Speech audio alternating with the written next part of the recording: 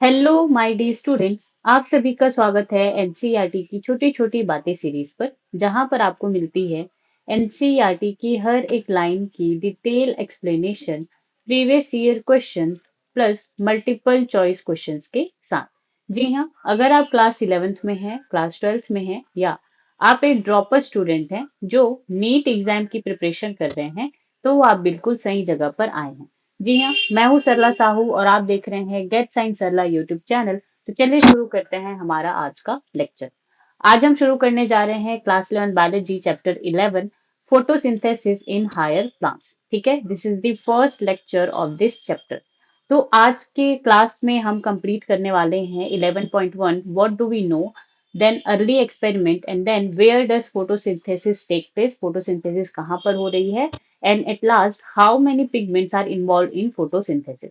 तो फोटोसिंथेसिस में कितने सारे पिगमेंट जो है इन्वॉल्व हैं, हम सबके बारे में यहाँ पर क्या करेंगे, पढ़ाई करेंगे। यहाँ तक बात समझ में आई? ओके। तो ध्यान देने वाली बातें, क्लास शुरू करने से पहले आपके पास आपकी एनसीईआरटी खुली हुई होनी चाहिए, एंड आपके पास पेन एंड कॉपी होना चाहिए ताकि आप इंपॉर्टेंट पॉइंट्स को मार्क कर सकें, हाईलाइट कर सकें, नोट कर सकें। ओके। सेकंड, अगर आपको ये वीडियो स्लो लग रही होगी तो आप इसको 1.25x स्पीड में करके देख सकते हैं। तो चलिए शुरू करते हैं हमारा आज का lecture.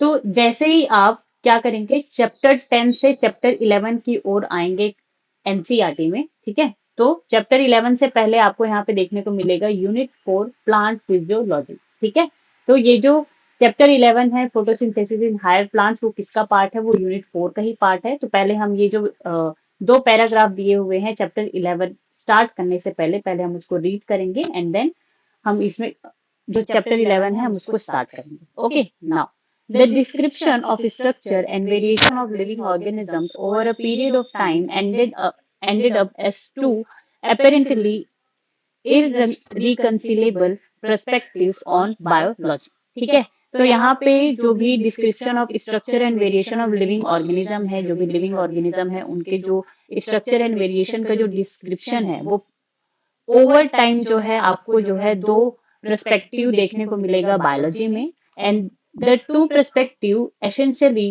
Rested on two levels of organisation of life forms and phenomena. और ये जो टू पर्सपेक्टिव आपको देखने को मिलेगा लिविंग ऑर्गेनिज्म की स्ट्रक्चर एंड वेरिएशन पर, ठीक है, तो वो आपको किसमें देखने को मिलेगा? As a two levels of the organisation of life forms. और वो जो टू लेवल ऑफ ऑर्गेनाइजेशन है वो क्या क्या है? One described it organismic and above level of organization, while the second described its cellular and molecular level of organization.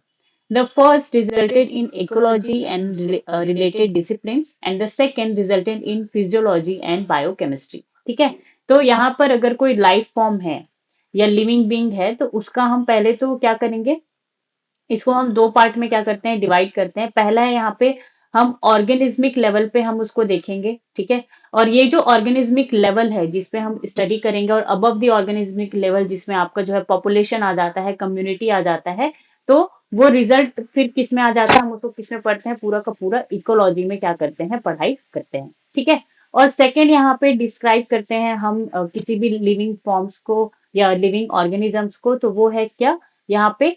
Cellular level पे। कौन से लेवल पे? सेल्युलर लेवल पे। और ये जो सेल्युलर लेवल है ये आपका जो है resulted in physiology and biochemistry. यहाँ तक बात समझ में आई कि कैसे जो है बायोलॉजी में लाइफ फॉर्म्स या फिर लिविंग ऑर्गेनिज्म है उनका अगर हमको क्या करना है, स्ट्रक्चर डिस्क्रिप्शन देना है स्ट्रक्चर्स का, उनके वेरिएशंस का, तो हम यहाँ पे दो तरह से पढ़ाई करते हैं।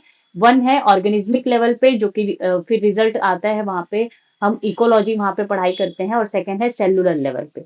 यहाँ तक बात समझ में आई, जिसमें हम क्या पढ़ेंगे, physiology and biochemistry of that particular organisms को हम पढ़ेंगे। यहाँ तक बात समझ में आई? Now, description of physiological process in flowering plants as an example is what is given in the chapters in this unit। ठीक है, तो ये जो फिजियोलॉजिकल प्रोसेस है किसमें? फ्लावरिंग प्लांट्स में। फ्लावरिंग प्लांट्स कौन होते हैं? एंजियोस्पर्म्स होते हैं। तो ये जो फिजियोलॉजिकल प्रोसेस है इन फ्लावरिंग प्लांट्स, हम इस यूनिट में हम जो है पढ़ने वाले हैं। यहाँ तक बात समझ में आई? Now the process of photosynthesis, respiration, and ultimately plant growth and development are described in molecular terms but in the context of cellular activities।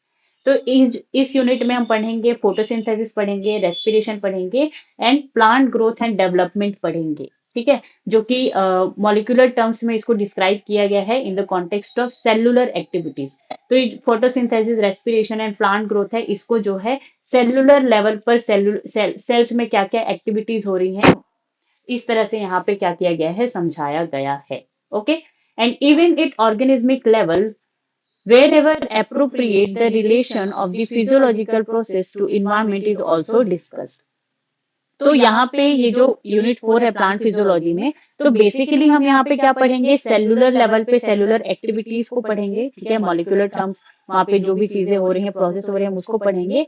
लेकिन यहाँ पे इस यूनिट में जहाँ पे फिजियोलॉजिकल प्रोसेस का जो है इन्वायरमेंट के साथ रिलेशन है। ठीक है, जैसे कि कोई प्लांट एडेप्ट कर रहा है, एडेप्टेशन हो रहा है, तो उन सेल्स में जो है कौन कौन सी एक्टिविटीज हो रही हैं, सेलुलर एक्टिविटीज हो रही हैं जो कि डिफरेंट है, तो उन सब के बारे में भी हम इस यूनिट में क्या करेंगे, डिस्कस करेंगे। ओके, नाउ तो इस यूनिट में हम क्या क्या पढ़ेंगे, chapter 11 photosynthesis in higher plants, chapter 12 respiration in plants and chapter 13 plant growth and development. यहाँ तक बात समझ में आई। आज के लेक्चर में हम शुरुआत किसकी कर रहे हैं, chapter 11 photosynthesis in higher plants.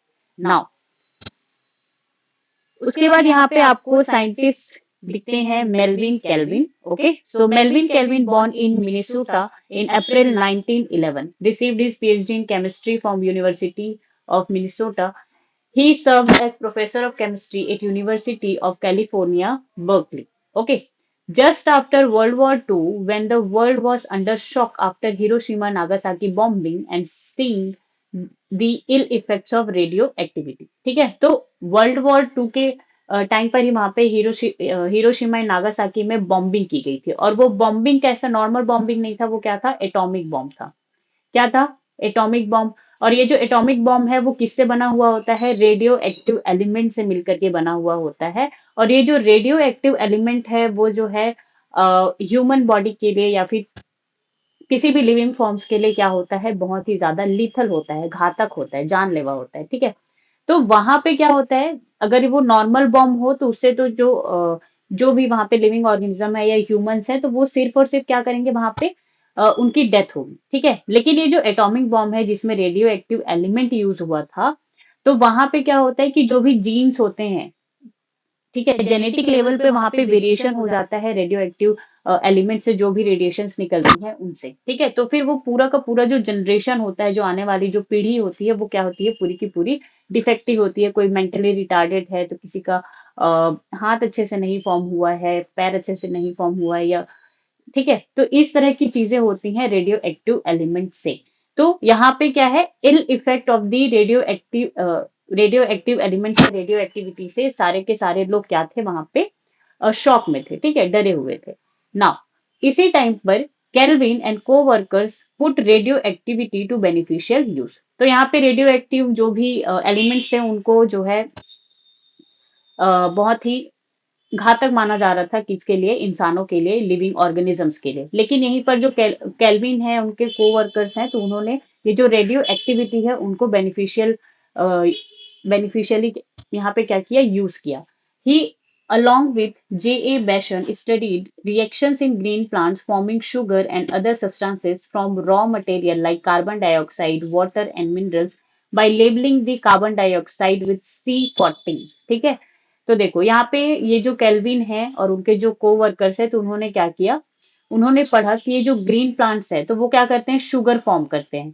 ठीक है, by using other substances, for example raw material like carbon dioxide CO2, water H2O and minerals. ठीक है, और मिनरल्स को वो यहाँ पे क्या करते हैं, यूज करके यहाँ पे क्या करते हैं, शुगर फॉर्म करते हैं।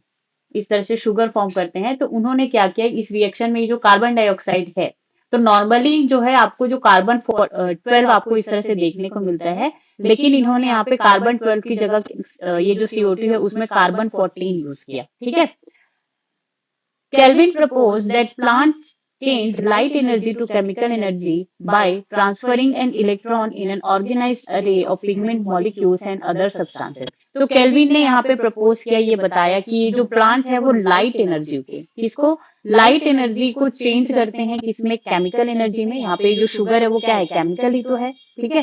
तो लाइट एनर्जी को वो जो है यहाँ पे किसमें, केमिकल एनर्जी में चेंज करते हैं by transfer an electron in organised array of pigment. तो ये जो है कैसे पॉसिबल है, ये जो प्रोसेस है लाइट एनर्जी से केमिकल एनर्जी में चेंज होना, तो यहाँ पे प्रोसेस दिया गया है ट्रांसफरिंग एन इलेक्ट्रॉन। तो यहाँ पे फिर हम इस चैप्टर में पढ़ेंगे इलेक्ट्रॉन ट्रांसपोर्ट सिस्टम या इलेक्ट्रॉन ट्रांसपोर्ट चेन। तो ये जो इलेक्ट्रॉन है उनके ट्रांसफर से क्या होता है, ये जो कार्बन डाइऑक्साइड एंड वाटर है, ठीक है, एंड ये जो लाइट एनर्जी है वो शुगर में क्या होती है, केमिकल एनर्जी में फॉर्म होती है। यहाँ तक बात समझ में आई, okay. The mapping of the pathway of carbon assimilation in photosynthesis earned him Nobel Prize in 1961। तो यहाँ पे जो कार्बन एसिमिलेशन है, कार्बन एसिमिलेशन का मतलब प्लांट्स ये जो कार्बन डाइऑक्साइड है उसको क्या करती हैं, पकड़ पकड़ के फिक्स करती हैं शुगर फॉर्म में, ठीक है। तो इसी को यहाँ पे कार्बन एसिमिलेशन बोला जा रहा है। तो कार्बन एसिमिलेशन इन फोटोसिंथेसिस, तो ये जो पूरा प्रोसेस है, पाथवे है, इसका मैपिंग किसने किया, मेल्विन कैल्विन ने, और इसीलिए इन्हें नोबेल प्राइज दिया गया 1961 में। यहाँ तक बात समझ में आई। Now the principles of photosynthesis as established by Kelvin are at present being used in studies on the renewable sources for energy and materials and basic study in solar energy research. Okay, so that is all about the Melvin Kelvin, ठीक है। यहाँ पे important point क्या है कि इन्होंने ये जो रिएक्शन कराई तो वहां पे जो CO2 है, ठीक है, तो ये जो CO2 है तो उसके कार्बन को नॉर्मली C12 ना रख करके इन्होंने क्या किया, C14 से लेबल किया। यहां तक बात समझ में आई, okay. Now chapter 11 photosynthesis in higher plants. All animals including human beings depend on plants for their food। Okay, तो जितने भी एनिमल्स हैं इंक्लूडिंग ह्यूमन, सभी के सभी जो है प्लांट्स पर डिपेंड होते हैं अपने खाने के लिए, फूड के लिए। Have you ever wondered from where plants get their food. ठीक है, तो यहाँ पे आपसे पूछा जा रहा है कि क्या आपने कभी ये सोचा है, वंडर किया है कि प्लांट जो है फूड, अपना फूड कहाँ से लेते हैं।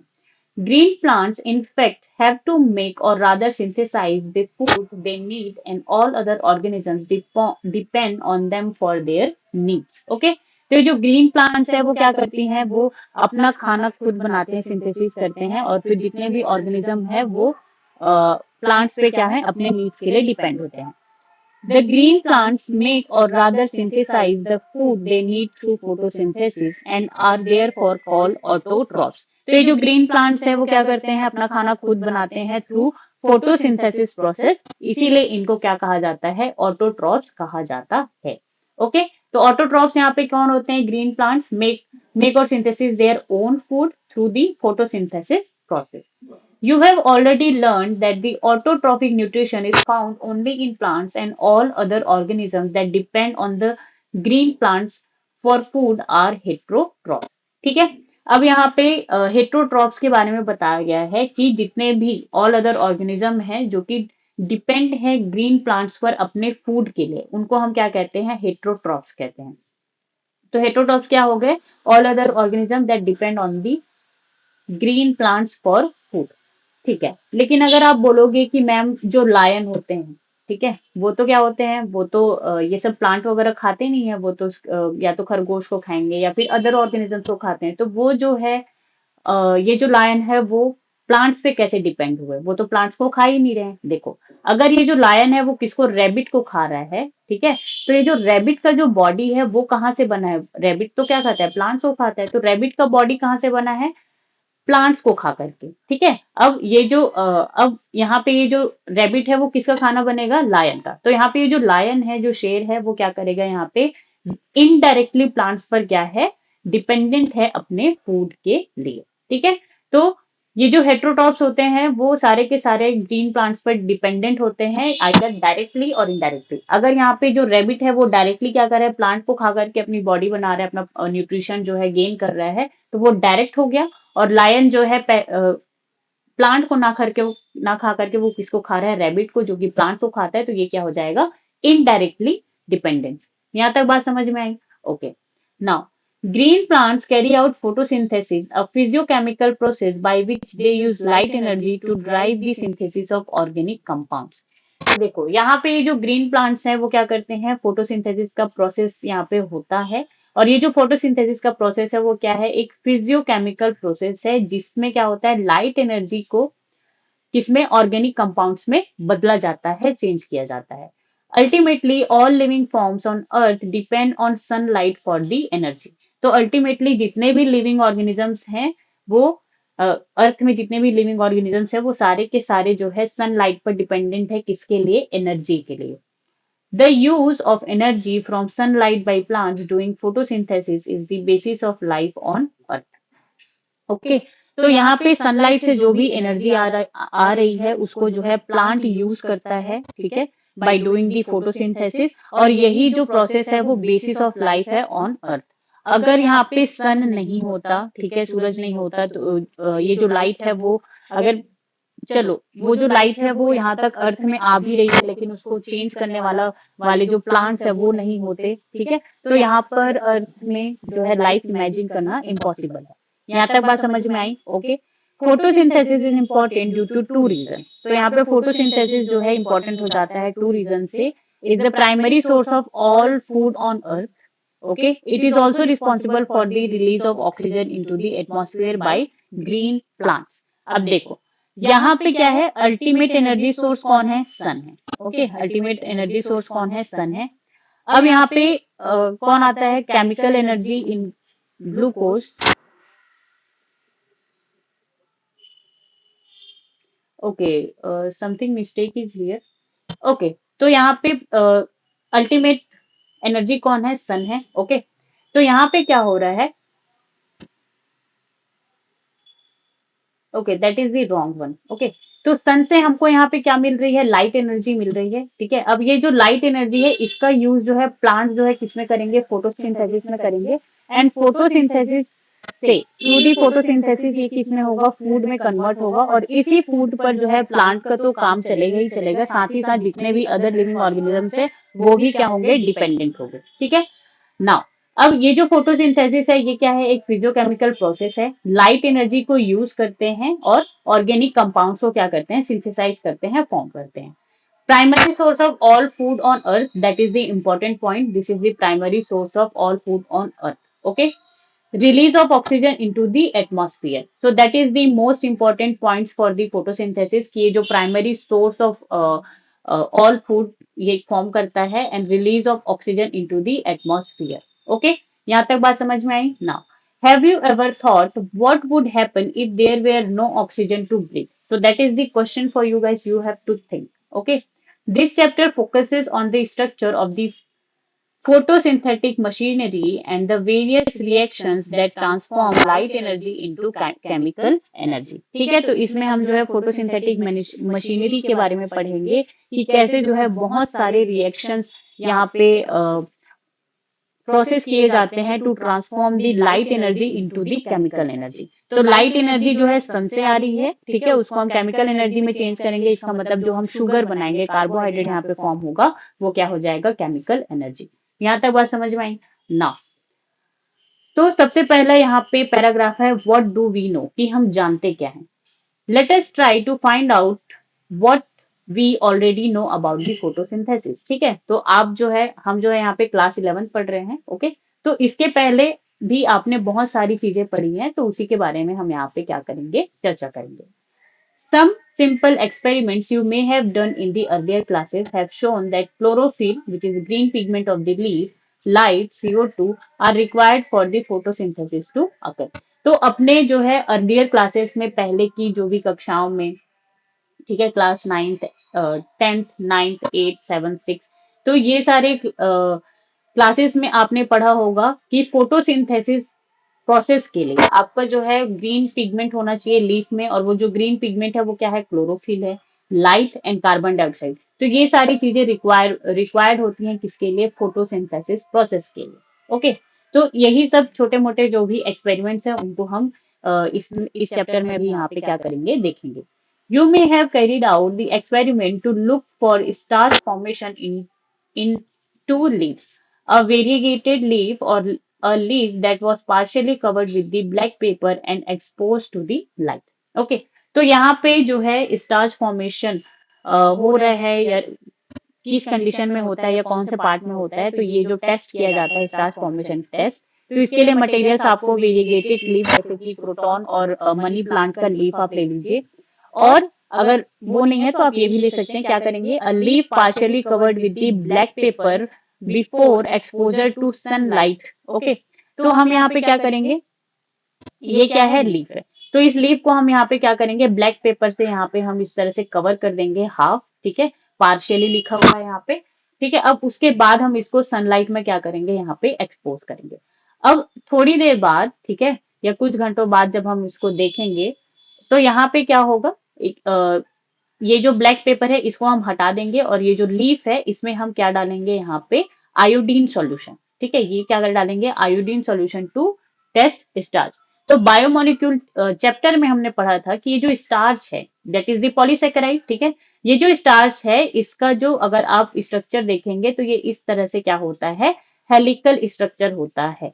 और हमने वहां पे पढ़ा भी था कि ये जो हेलिकल स्ट्रक्चर है इसमें हम क्या करते हैं, जब आई टू, ठीक है, आयोडीन सोल्यूशन को डालते हैं तो ये आई टू जो है यहाँ पे इनके जो हेलिकल स्ट्रक्चर है उसमें फंस जाता है और फिर आपको जो है ब्लू और ब्लैक कलर का यहाँ पे जो है कलर जो है आपको देखने को मिलता है। अगर ब्लू ब्लैक कलर आपको देखने को मिल रहा है इसका मतलब क्या है, स्टार्च वहां पे प्रेजेंट होता है। यहाँ तक बात समझ में आई, तो ये चीज हमने बायोमोलिक्यूल चैप्टर में हमने पढ़ी थी जब हम पॉलीसेकेराइड पढ़ रहे थे, वहां पे एनसीईआरटी में भी ये चीज मेंशन है। यहाँ तक बात समझ में आई ना। अब इसमें क्या करेंगे, ये जो ब्लैक पेपर है इसको हम यहाँ से क्या कर देंगे, यहाँ से हम क्या कर देंगे, रिमूव कर देंगे, ठीक है। रिमूव करने से तो यहाँ पे, ठीक है, तो ये जो पार्ट है और ये जो एक्सपोज्ड पार्ट है लीफ का, तो यहाँ पे ये जो ये और ये क्या है, ग्रीन पार्ट हो जाएगा, एक्सपोज पार्ट है जो वो ऑलरेडी ग्रीन ही था। तो वहां पे जब आई टू सोल्यूशन डालेंगे तो वहां पे आपको जो है कलर चेंज मिलेगा ब्लू एंड ब्लैक में, इसका मतलब वहां पे स्टार्च प्रेजेंट है। इसका मतलब ये जो एक्सपोज पार्ट है, ग्रीन पार्ट है, इसमें फोटोसिंथेसिस हुआ। लेकिन ये जो कवर्ड पार्ट था जब हम इसमें इसको हटा करके यहाँ पे देखेंगे तो वहां पे जो स्टार्च का जो टेस्ट है वो निगेटिव आएगा, वहां पे कोई भी ब्लू एंड ब्लैक जो है वहां पे कलर नहीं अपीयर होगा आयोडीन सॉल्यूशन को डालने के बाद, ठीक है। तो स्टार्च वहां पे नहीं फॉर्म हुआ। तो इससे क्या पता चला हमें, on testing these leaves for the presence of starch it was clear that photosynthesis occurred only in the green parts of the leaves in the presence of light। Okay, तो यहाँ पे इस एक्सपेरिमेंट से हमको ये पता चला कि फोटोसिंथेसिस सिर्फ और सिर्फ ग्रीन पार्ट्स ऑफ लीफ पे होंगे और वो भी in the presence of light, ठीक है, जब लाइट होगा तभी होगा। यहाँ तक बात समझ में आई। Okay, now let's move forward. Another experiment you may have carried out where a part of leaf is enclosed in a test tube containing some KOH soaked cotton which absorbs CO2 while the other half is exposed to air। Okay, देखो यहाँ पे another experiment है जिसमें ये बताया जाएगा कि CO2 is necessary for the photosynthesis। Aim क्या है यहाँ पे, to prove that carbon dioxide is required for photosynthesis, कि कार्बन डाइऑक्साइड जो है फोटोसिंथेसिस के लिए जरूरी होता है। मटेरियल यहाँ पे हमको क्या क्या लगेगा, leaf attach to the plant, okay, test tube लगेगा जिसमें हम KOH पोटेशियम हाइड्रोक्साइड वहां पे होगा इन सोक्ड कॉटन, ठीक है। ये क्या हो गया, यहाँ पे टेस्ट ट्यूब होगा, ठीक है, ये टेस्ट ट्यूब हो गया। तो इसमें मैं कॉटन लूंगी, कॉटन में जो KOH पोटेशियम हाइड्रोक्साइड सॉल्यूशन यहाँ पे मैं इस कॉटन को सोक करूंगी और इसको मैं इसके अंदर रख दूंगी, ओके। एंड लास्ट में हमको क्या चाहिए, आयोडीन सॉल्यूशन चाहिए। आयोडीन सोल्यूशन क्यों हम यहाँ पे स्टार्च का टेस्ट हम इसलिए कर रहे हैं कि कभी जब भी ये फोटोसिंथेसिस का प्रोसेस होता है CO2 H2O और यहाँ पे क्या जाएगा, सनलाइट आ जाएगा, तो यहाँ पे क्या फॉर्म होता है, स्टार्च ही तो फॉर्म होता है एंड प्रोडक्ट, इसीलिए हम यहाँ पे स्टार्च टेस्ट कर रहे हैं। अगर स्टार्च यहाँ पे स्टार्च जो टेस्ट है आयोडीन से हम कर रहे हैं, ब्लू ब्लैक कलर अगर वो आ रहा है तो स्टार्च वहां पे प्रेजेंट है, इसका मतलब फोटोसिंथेसिस का प्रोसेस हुआ है, ओके। तो इसीलिए हम जो है हर एक्सपेरिमेंट में आयोडीन सॉल्यूशन आपको देखने को मिलेगा। प्रिंसिपल क्या है इस एक्सपेरिमेंट का, KOH potassium hydroxide absorb CO2 from the air. So that is the very very important point कि जो भी एयर है, ठीक है, जैसे मैं ये जो सोक्ड KOH कॉटन को अगर मैं टेस्ट ट्यूब के अंदर डालूंगी तो जो टेस्ट ट्यूब के अंदर को मैं इसको क्या कर दूंगी, बंद कर दूंगी, ठीक है, इसको पूरा सील कर दूंगी। तो यहाँ पे ये जो कॉटन में जो KOH है वो CO2 में इस टेस्ट ट्यूब में प्रेजेंट जितने भी CO2 है उसको क्या कर लेगा, एब्जॉर्ब कर लेगा, ठीक है, तो दैट इज द प्रिंसिपल कि KOH क्या करेगा, absorb the CO2 from the air. If CO2 is absent, photosynthesis cannot occur and no starch will be formed. अब देखो, अगर ये टेस्ट ट्यूब है, ठीक है, अब इस टेस्ट ट्यूब के अंदर मैंने क्या डाला, ये KOH डाला, ठीक है, KOH जो है कॉटन में सोक करके मैंने डाला और यहाँ पे लीफ भी डाल दी, ठीक है. अब यहाँ पे अगर मैं लीफ डाल दी तो यहाँ पे अगर कार्बन डाइऑक्साइड ही नहीं है तो क्या उस लीफ में फोटोसिंथेसिस प्रोसेस होगा? नहीं होगा, ठीक है. So that is the principle. अब हम यहाँ पे क्या करेंगे, इसमें इसका अगर हम प्रोसेस की बात करें तो ये हमने क्या लिया, एक लीफ ली जो कि अटैच्ड है प्लांट से. अब यहाँ पे ये जो हाफ ऑफ लीफ है उसको हम इस तरह से बॉटल में टेस्ट ट्यूब में क्या करेंगे, बंद कर देंगे अच्छे से ताकि वहां पे कोई भी एयर ना जाए. और यहाँ पे हम क्या करेंगे, KOH सॉल्यूशन यहाँ पे रखेंगे या फिर कॉटन में हम यहाँ पे इस तरह से सोक करके यहाँ पे अंदर में डालेंगे.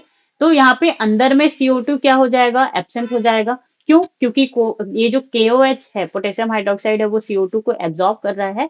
और यहाँ पे इसी लीफ का यहाँ पे जो हाफ पार्ट है ये क्या है, एक्सपोज्ड है, ठीक है, एक्सपोज है. और ये सारे के सारे कहाँ पे, सनलाइट में यहाँ पे रखे हुए हैं. अब यहाँ पे ऑब्जर्वेशन अगर हम देखें तो जैसे ये क्या हो गया, प्रोसेस हो गया. ऑब्जर्वेशन देखें, the expose part in contact with air containing CO2 turns blue black starch present, ठीक है. तो अब हम इस लीफ को यहाँ पे, इस लीफ को हमने यहाँ पे लिया. अब इस लीफ को हमने यहाँ पे लिया और यहाँ पे क्या डाला, आयोडीन सॉल्यूशन डाला, ठीक है. आयोडीन सोल्यूशन डाला तो यहाँ पे जो एक्सपोज पार्ट है तो यहाँ पे ये ब्लू और ब्लैक कलर का यहाँ पे ये क्या हो गया, चेंज हो गया. और जबकि ये जो पार्ट है जो कि इस टेस्ट ट्यूब के अंदर था, ये इसमें कोई भी कलर में चेंज नहीं आया. तो ब्लू एंड ब्लैक में अगर ये कन्वर्ट हो जाता है अपर एक्सपोज पार्ट, इसका मतलब यहाँ पे स्टार्च प्रेजेंट है, स्टार्च प्रेजेंट है, इसका मतलब यहाँ पे फोटोसिंथेसिस की प्रोसेस हुई. लेकिन यहाँ पे कोई भी कलर नहीं चेंज हुआ तो यहाँ पे फोटोसिंथेसिस का प्रोसेस जो है नहीं हुआ है. तो इससे हमें क्या पता चला कि ये जो CO2 है that is the important for the photosynthesis process. Okay, यहां तक बात समझ में आई? Okay, now let's read this. The setup is then placed in light for some time. On testing for the presence of starch later in the two parts of the leaf, you must have found that the exposed part of the leaves tested positive for starch while the portion that was in the tube tested negative. ठीक है, तो ये जो पूरा setup है उसको हम क्या कर रहे हैं, यहाँ पे सनलाइट में रख रहे हैं थोड़ी देर के लिए. उसके बाद हम उसमें टेस्ट करेंगे कि वहां पे स्टार्च प्रेजेंट है या नहीं है. तो ये जो एक्सपोज पार्ट है उसमें तो स्टार्च प्रेजेंट मिला, लेकिन जो टेस्ट ट्यूब के अंदर जो हमने लीफ का पार्ट रखा था वहां पे स्टार्च का फॉर्मेशन नहीं हुआ था. Okay, this show that CO2 was required for the photosynthesis. और ये जो है ये जो एक्सपेरिमेंट दिखाता है कि CO2 जो है रिक्वायर्ड है फोटोसिंथेसिस प्रोसेस के लिए. Can you explain how this conclusion could be drawn? तो ये चीज तो मैंने आपको समझा भी दी है, लेकिन आप इसको एक बार और जो है सोच सकते हैं. Now early experiments. Okay, it is interesting to learn about those simple experiments that led to gradual development in our understanding of the photosynthesis. Joseph Priestley, 1733 to 1804. In 1770, performed a series of experiments that revealed the essential role of air in the growth of green plants. Okay. तो यहाँ पे Joseph Presley का सबसे पहले यहाँ पे नाम दिया गया है. आपको ये जो ईयर है ये आपको क्या करने हैं, याद करना है. तो यहाँ पे सीरीज ऑफ एक्सपेरिमेंट जो है होंगे, ठीक है, जिसमें ये पता चला कि what is the essential role of air in the growth of green plants. तो यहाँ पे क्या है, सबसे पहले Priestley, you may recall, discovered oxygen in 1774. तो ये जो प्रिस्ले हैं इन्होंने ऑक्सीजन भी क्या किया है, डिस्कवर किया है. Now Priestley observed that candle burning in the closed space a bell jar. ठीक है, तो ये जो जोसेफ प्रिस्ले हैं इन्होंने क्या बताया, essential role of air in the growth of green plants. तो ये जो एयर है इसका क्या काम है इसको इन्होंने बताया. एंड सेकेंड काम क्या, discovered oxygen in 1774. That is the very very important point. Okay, और ये जो जोसेफ प्रिस्ले हैं इन्होंने कौन सा एक्सपेरिमेंट किया, बेल जार एक्सपेरिमेंट किया. तो पहले हम बेल जार एक्सपेरिमेंट को समझेंगे, फिर उसके बाद आकर के यहाँ पे पैराग्राफ को रीड करेंगे. तो देखो बेल जार एक्सपेरिमेंट में इन्होंने क्या किया, जोसेफ प्रिस्ले ने एक क्या किया, क्लोज चैम्बर लिया, उसके अंदर जो है यहाँ पे candle burning in close space. तो कैंडल यहाँ पे जल रहा है एंड माउथ, ठीक है, तो इनको जो है इस तरह से जार में क्या कर दिया, बंद कर दिया ये दोनों को. आफ्टर सम टाइम, ठीक है, कुछ टाइम बाद उन्होंने देखा कैंडल गेट्स एक्सटिंग्विश्ड, मतलब कि जो कैंडल है वो यहाँ पे बुझ गया, and mouse suffocated in a close space and died. और माउस जो है, ये जो क्लोज स्पेस है, यहाँ पे एयर का कोई भी जो है वेंटिलेशन नहीं है, ठीक है, तो ये जो माउस है वो भी सफोकेट होकर के यहाँ पे क्या हो गया, वहां पे खत्म हो गया। ओके, तो इससे इन्होंने ये दोनों इस ए एंड बी सिचुएशन से इन्होंने कंक्लूजन निकाला क्या, that a burning candle or an animal that breathed the air both somehow damage the air।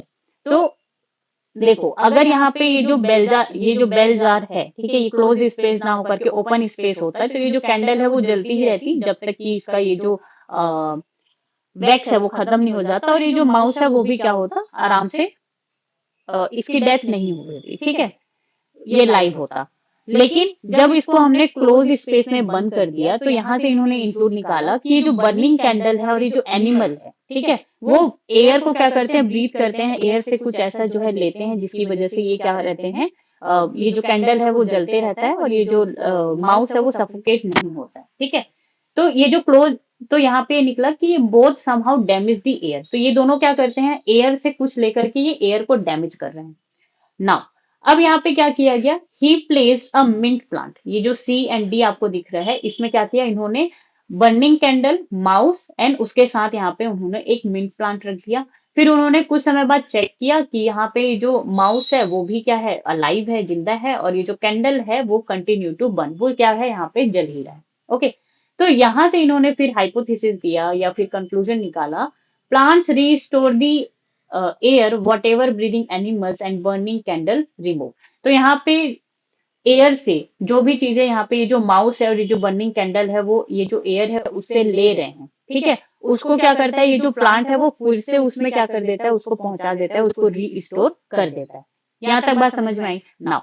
अब हमें पता है कि ये जो माउस है, जितने भी लिविंग ऑर्गेनिज्म है, उनको ऑक्सी एयर से क्या चाहिए होता है, ऑक्सीजन चाहिए होता है ब्रीदिंग के लिए, ठीक है, जिंदा रहने के लिए। और ये जो आग होती है, ठीक है, जो फायर होती है, उसको भी ऑक्सीजन ही चाहिए होता है जलने के लिए, ठीक है, अगर ऑक्सीजन ना हो तो वो कुछ भी चीज जल ही नहीं सकती। यहाँ तक बात समझ में आई। ओके, तो और हमें क्या पता है कि ये जो प्लांट है वो क्या करता है, ऑक्सीजन रिलीज करता है, क्या करता है, ऑक्सीजन ये रिलीज करता है।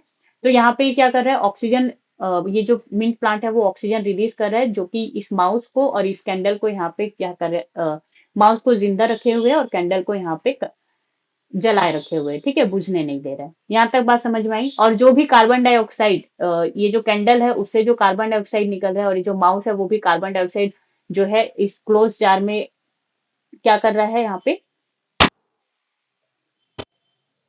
इस क्लोज जार में क्या कर रहा है, अगर वो ब्रीद आउट कर रहे हैं, ठीक है, वो यहाँ पे कार्बन डाइऑक्साइड यहाँ पे निकाल रहे हैं, तो उसको कौन कंज्यूम कर रहा है, प्लांट कंज्यूम कर रहा है। तो इस तरह से यहाँ पे साइकिल बन जा रहा है, तो प्लांट भी यहाँ पे अच्छे से है, कैंडल भी जल रही है, और माउस भी सफोकेट नहीं हो रही है। Okay, now let's read this. Priestley observed that candle burning in the closed space, a bell jar, soon gets extinguished, ठीक है। Figure 11.1 A B C D को आप देख सकते हैं, जैसे कि ये जो फिगर है। Similarly a mouse would soon suffocate in the closed space, ठीक है। तो यहाँ पे ये जो ए एंड बी के बारे में जो है बात किया गया है। He concluded that a burning candle or an animal that breathed the air both somehow damaged the air. But when he placed a mint plant in the same bell jar, he found that the mouse stays alive and the candle continued to burn. Priestley hypothesized as follows: plants restore to the air whatever breathing animals and burning candle remove. Okay, so that is the important point.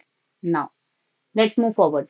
Can you imagine how Priestley would have conducted the experiment using a candle and a plant? So that is the question for you. You have to think. Okay.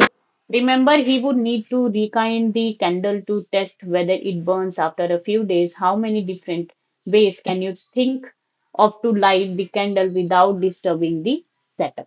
ठीक है, तो ये सारी चीजें आपको जो है यहाँ पे अपना दिमाग लगाना है, आपको सोचना है। Now using a similar setup as the one used by Priestley, but by placing it once in the dark and once in the sunlight, Jane Ingenhouse 1730 to 1799 show that sunlight is essential for the plant process. Okay, तो जो setup Presley ने use किया था, same setup यहाँ पे जैन इंगेनहाउस ने भी यहाँ पे यूज किया, लेकिन वहां पे एक ट्विस्ट था। ट्विस्ट ये कि वो क्या करते थे, ये जो सेटअप है उसको एक बार वो किस में रखते थे, डार्क में रखते थे, और एक बार उसको वो सनलाइट में रखते थे। ठीक है, तो उन्होंने क्या बताया इस चीज से, इस एक्सपेरिमेंट से उन्होंने बताया कि sunlight is essential for the plant process. ठीक है, तो यहाँ पे क्या बताया गया कि ये जो सनलाइट है वो एसेंशियल है प्लांट प्रोसेस के लिए, फोटोसिंथेसिस के लिए। Now that somehow purifies the air cooled by the burning candles or breathing animals, जो कि, और यहाँ पे क्या हो रहा है, प्यूरिफाइज, और ये जो प्लांट प्रोसेस है purifies the air cooled by the burning candles और ब्रीदिंग एनिमल्स। तो ये जो दो स्टेटमेंट है ये जैन इंगेनहाउस ने दिया है। Now Ingenhousz is an elegant experiment with an aquatic plant showed that in bright sunlight some bubbles were formed around the green plants while in the dark they did not। अब देखो, इन्होंने aquatic plant पे भी ये experiment किया। उन्होंने देखा कि ये जो एक्वेटिक प्लांट है, एक्वेटिक प्लांट का मतलब क्या है कि ये जो प्लांट है वो यहाँ पे पानी के अंदर जो है यहाँ पे प्रेजेंट होता है, that is the aquatic plant. Okay, अब ये जो एक्वेटिक प्लांट है ये क्या करता है, ब्राइट सनलाइट में स्मॉल बबल्स यहाँ पे आपको देखने को मिलेंगे। ठीक है, ये क्या है, लीफ है, तो यहाँ पे स्मॉल बबल्स आपको देखने को मिलेंगे जो कि इस तरह से ऊपर की ओर जाते हैं अराउंड दी ग्रीन पार्ट्स। ठीक है, तो जितने भी एक्वेटिक प्लांट में ग्रीन पार्ट्स है वहां पे आपको स्मॉल बबल्स देखने को मिलेंगे। लेकिन सेम चीज अगर आप उसमें डार्क, ठीक है, जब सनलाइट ना हो, ब्राइट सनलाइट ना हो, तब आप देखने की कोशिश करें तो डार्क में वो ये जो बबल्स हैं वो आपको देखने को नहीं मिलेंगे। ओके, तो इससे उन्होंने ये आइडेंटिफाई किया। Later he identified these bubbles to be of oxygen. ये बबल्स क्या है, कुछ और नहीं है, ये सिर्फ और सिर्फ ऑक्सीजन है। ठीक है, hence he showed that it is the only the green parts of the plants that could release oxygen। Okay, तो उन्होंने पाया कि ये जो बबल्स हैं वो ऑक्सीजन है, और फिर उन्होंने कंक्लूजन निकाला कि जो सिर्फ green part of the plant है वही जो है ऑक्सीजन को रिलीज करते हैं। ठीक है, क्यों, क्योंकि वहीं पर ही फोटोसिंथेसिस प्रोसेस हो रही है। यहां तक समझ में आया जेन इंगेनहाउस के बारे में। Now let's move forward. अब हम यहाँ पे देखेंगे किसके बारे में, जूलियस वॉन सेक के बारे में, 1854। तो इन्होंने क्या किया, provide evidence for the production of glucose when plants grow. ठीक है, तो यहाँ पे जूलियस वॉन सेक ने बताया कि यहाँ पे ग्लूकोज का प्रोडक्शन होता है, ठीक है, और प्लांट ग्रोथ के टाइम पर, और ये जो ग्लूकोज है वो स्टोर्ड एज स्टार्च। यहाँ तक बात समझ में आई ना। It was not until about 1854 that Julius von Sack provided evidence for production of glucose when plants grow. Glucose is usually stored as starch. ठीक है, और ये जो स्टार्च था इसको हमने क्या पढ़ा था, स्टोरेज पॉलीसेकेराइड पढ़ा था। ठीक है, बायोमोलिक्यूल चैप्टर में हमने इसको स्टोरेज पॉलीसेकेराइड के रूप में पढ़ा था। अगर आपने वीडियो नहीं देखी होगी तो इसका लिंक आपको डिस्क्रिप्शन में मिल जाएगा, वहां से जाकर के देख सकते हैं। Now his later studies show that the green substances is plant chlorophyll as we know it now is located in spherical bodies later called chloroplast within plant cells. He found that green parts in plant is where glucose is made and that the glucose is usually stored as starch। ठीक है, तो जो Julius von सेक है इन्होंने पाया कि जो green substances हैं प्लांट्स में, जिसको हम अभी के डेट में क्या जानते हैं, एज अ क्लोरोफिल के नाम से हम जानते हैं, वो कहाँ पे प्रेजेंट होते हैं, लोकेटेड इन स्फेरिकल बॉडीज। और ये स्फेरिकल बॉडीज को हम अभी किस नाम से जानते हैं, क्लोरोप्लास्ट के नाम से जानते हैं। ठीक है, और यहाँ पे क्या होता है, glucose is made in green parts, और इन्हीं ये जो green part of the leaves जो प्लांट है उनमें जो है आपको ग्लूकोज जो है बनता है, और वो फिर वहां पे क्या होता है, स्टोर्ड होता है एज अ स्टार्च। यहाँ तक बात समझ में आई। तो जूलियस वॉन सेक के बारे में इतनी बातें आपको याद रखनी है। Now consider the interesting experiment done by the T.W. Engelmann 1843 to 1909. Using a prism, he split light into spectral components and then illuminated a green alga cladophora. Okay. तो यहाँ पे क्या करते हैं, अगर आप प्रिज्म को यूज करें, ठीक है, प्रिज्म को यूज करें और यहाँ पे आप व्हाइट लाइट, ठीक है, लाइट यहाँ पे अगर आप इसको दें तो ये क्या करेगा, इसको जो है पूरे लाइट स्पेक्ट्रम में इस तरह से क्या कर देता है, स्प्लिट कर देता है, लाइट को स्प्लिट कर देता है, और अलग अलग कलर में आप यहाँ पे देख सकते हैं। ओके, तो T.W. एंगलमैन ने यहाँ पे यही चीज यूज की, और इन्होंने क्या बताया? Discovery of the action spectrum of the photosynthesis. Action spectrum of photosynthesis का मतलब यहाँ पे क्या है कि देखो ये जो लाइट है तो यहाँ पे आपको प्रिज्म से जब आप इस तरह से पास कराएंगे तो यहाँ पे आपको स्पेक्ट्रम ऑफ लाइट देखने को मिलेगा। ठीक है, तो जैसे कि विजिबल लाइट की अगर हम बात करें तो यहाँ पे आपको विबग्योर देखने को मिलता है। ठीक है, विबग्योर आपको देखने को मिलेगा। तो इनमें से कौन से कलर में, कौन से रीजन पर, ठीक है, कौन से रेंज ऑफ लाइट में आपका जो है फोटोसिंथेसिस जो है सबसे ज्यादा हो रहा है, that is the action spectrum of photosynthesis. तो ये चीज किसने बताया? TW एंगलमैन ने। ओके, अब इन्होंने क्या किया? प्रिज्म का यूज किया, split light into its spectral components. ठीक है, इन्होंने ग्रीन एल्गा, जिसका नाम क्या है? क्लेडोफोरा, ग्रीन एल्गा क्लेडोफोरा, ठीक है, जो कि फोटोसिंथेसिस करेगा और ऑक्सीजन को क्या करेगा? रिलीज करेगा। ठीक है, नेक्स्ट इन्होंने क्या यूज किया? Aerobic bacteria. और ये जो एरोबिक बैक्टीरिया, इसका मतलब क्या है? वो ऑक्सीजन को कंज्यूम करेंगे, ऑक्सीजन ब्रीथ करेंगे। ओके, और इनका काम क्या होगा इस एक्सपेरिमेंट में? Detect site of the oxygen evolution, कि कहाँ से ऑक्सीजन इवॉल्व हो रहा है, इस चीज को ये क्या करेंगे? डिटेक्ट करेंगे। ओके, तो यहाँ पे इस एक्सपेरिमेंट में होता क्या है? ये जो TW एंगलमैन साइंटिस्ट है, ये क्या करेंगे? यहाँ पे एक प्रिज्म इन्होंने लिया है, यहाँ से वो क्या करेंगे? लाइट यहाँ पे ले रहे हैं। अब ये जो प्रिज्म है ये इस तरह से क्या करेगा? इसको लाइट को इसके स्पेक्ट्रल कंपोनेंट में क्या कर देगा? ब्रेक कर देगा, स्प्रेड कर देगा। ओके, अब यहाँ पे ये क्या है? ये सारे यहाँ पे ये लाइट आपको यहाँ पे देखने को मिल रहा है, और यहाँ पे सामने में उन्होंने क्या क्या रखा है? यहाँ पे ये जो ग्रीन एल्गा है, क्लेडोफोरा। ठीक है, that is the green alga Cladophora को यहाँ पे उन्होंने रखा है। ओके, अब देखो, अब ये जो क्लेडोफोरा है वो क्या करेगा? फोटोसिंथेसिस करेगा और ऑक्सीजन को क्या करेगा? रिलीज करेगा। और उसके बाद इन्होंने यहाँ पे ये जो एरोबिक बैक्टीरिया है, ये क्या है? एरोबिक बैक्टीरिया है, उनको उन्होंने यहाँ पे प्लेस किया। अब ये जो एरोबिक बैक्टीरिया है वो कहाँ पर ज्यादा होंगे? जहां पे ऑक्सीजन जितना ज्यादा प्रेजेंट होगा, सीधी सी बात है। ठीक है, जैसे मैंने यहाँ पे एक चैम्बर रखा, यहाँ पे जो है ऑक्सीजन का यहाँ पे सप्लाई ज्यादा है और यहाँ पे ऑक्सीजन का सप्लाई क्या है? कम है। और यहाँ पे मैंने कुछ एरोबिक बैक्टीरिया रख दिए हैं, तो सारे के सारे आपको कहाँ पे देखने को मिलेंगे? इस साइड पे देखने को मिलेंगे। ठीक है, तो सेम चीज जो है यहाँ पर भी हुई कि यहाँ पे ये जो क्लेडोफोरा ग्रीन एल्गी है वो तो यहाँ पे पूरे जगह पे प्रेजेंट है। ठीक है, लेकिन ये जो लाइट है, तो ये जो ग्रीन एल्गी है वो एक पर्टिकुलर लाइट पर ही, एक पर्टिकुलर रेंज पर ही क्या करता है? बहुत ज्यादा फोटोसिंथेसिस करेगा। और बहुत ज्यादा फोटोसिंथेसिस करेगा, इसका मतलब वहां पे उतना ही ज्यादा ऑक्सीजन भी रिलीज होगा। ठीक है, तो दिस पर्टिकुलर लाइट वेवलेंथ पे and this particular light wavelength पे आपका जो है ये जो क्लेडोफ्लोरा है वो बहुत ज्यादा फोटोसिंथेसिस करके ऑक्सीजन रिलीज कर रहा है। और वैसे ही अगर ऑक्सीजन वहां पे ज्यादा है, ठीक है, तो यहाँ पे जो ऑक्सीजन डिपेंडेंट बैक्टीरिया है वो वहीं पे क्या करेंगे? एक्यूमुलेट हो जाएंगे। So that is the whole experiment. तो इसका कंक्लूजन क्या निकला? Photosynthesis and hence oxygen evolution is maximum in red and blue region of light.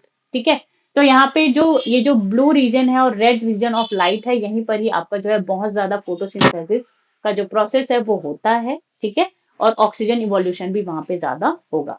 Green light is least effective, it's most reflected. और जो ग्रीन लाइट है, देखो यहाँ पे ये क्या है? ये ग्रीन लाइट ऑफ स्पेक्ट्रम है, तो यहाँ पे आपको बहुत ही कम बैक्टीरिया जो है देखने को मिल रहे हैं। इसका मतलब यहाँ पे लेस ऑक्सीजन होगा। ठीक है, तो ग्रीन लाइट पे जो है बहुत ही कम फोटोसिंथेसिस होता है, ना के बराबर। क्यों? क्योंकि ये मोस्टली रिफ्लेक्टेड, आपको जो प्लांट जो है ग्रीन आपको अगर दिखाई दे रहा है तो वो ग्रीन क्यों दिखाई दे रहा है? क्योंकि वो लाइट को क्या करता है? रिफ्लेक्ट करता है। ठीक है, अगर कोई चीज पिंक कलर की दिखाई दे रही है तो वो क्यों पिंक कलर की दिखाई दे रही है? क्योंकि वो पिंक कलर जो लाइट है उसको क्या कर रहा है? वो रिफ्लेक्ट कर रहा है, वो उसको एब्जॉर्ब नहीं कर रहा है। This experiment show that action spectrum of photosynthesis matches the absorption spectrum of chlorophyll. तो इस चीज को हम जो है अभी क्या करेंगे? वहां पे आगे देखेंगे। यहां तक बात समझ में आई? Now let's read this. तो TW एंगलमैन ने क्या किया? Using a prism he split in light into its spectral components of aerobic bacteria components and then illuminated a green alga cladophora। ठीक है, तो प्रिज्म रखा उन्होंने, उसके बाद वहां पे उन्होंने क्लेडोफोरा, ये जो ग्रीन एल्गा है उसको रखा, एंड देन इल्यूमिनेटेड का मतलब फिर वहां से उन्होंने लाइट जो है पास करवाया। The bacteria were used to detect the site of oxygen evolution. तो बैक्टीरिया यहाँ पे रखा ही किस लिए? ताकि वो जो site of evolution, site of oxygen evolution है उसको वो क्या करें? डिटेक्ट करें। he observed that the bacteria accumulated mainly in the region of blue and red light. तो उन्होंने ये ऑब्जर्व किया कि ये जो बैक्टीरिया है वो कहाँ पे एक्यूमुलेट हुए, blue and red light region पर of the split spectrum. A first action spectrum of photosynthesis was thus described. It resembles roughly the absorption spectrum of chlorophyll A and chlorophyll B. तो यहाँ पे जो action spectrum है, action spectrum का मतलब क्या हो गया यहाँ पे कि कौन से लाइट पर जो है आपका फोटोसिंथेसिस का जो प्रोसेस है वो सबसे ज्यादा हो रहा है, that is the action spectrum. तो वो जो है आपको सिमिलर दिखेगा किससे, absorption spectrum of chlorophyll a and b का. तो एब्जॉर्प्शन स्पेक्ट्रम क्या है वो चीज हम आगे देखेंगे. ठीक है. नाउ अब यहाँ पे आता है क्या, by the middle of the 19th century. अब हम किसमें पहुंच गए हैं, 19th सेंचुरी में. ठीक है. तो तब तक हमें क्या क्या पता चल गया था फोटोसिंथेसिस के बारे में. The key features of the plant photosynthesis were known, namely that plants could use light energy to make carbohydrates from CO2 and water. The empirical equation representing the total process of photosynthesis for oxygen evolving organism was then understood as. ठीक है. तो यहाँ पे empirical formula का मतलब आपको पता होगा, जैसे ये जो आपको ये जो रिएक्शन है इसमें जो CH2O है इसको हम क्या कहते हैं, इंपेरिकल फॉर्मूला कहते हैं. ठीक है. तो देखो यहाँ पे क्या हुआ, ये जो CH2O है वो किसको रिप्रेजेंट कर रहा है, कार्बोहाइड्रेट को यहाँ पर वो रिप्रेजेंट कर रहा है. एग्जाम्पल ग्लूकोज और 6 कार्बन शुगर. ओके.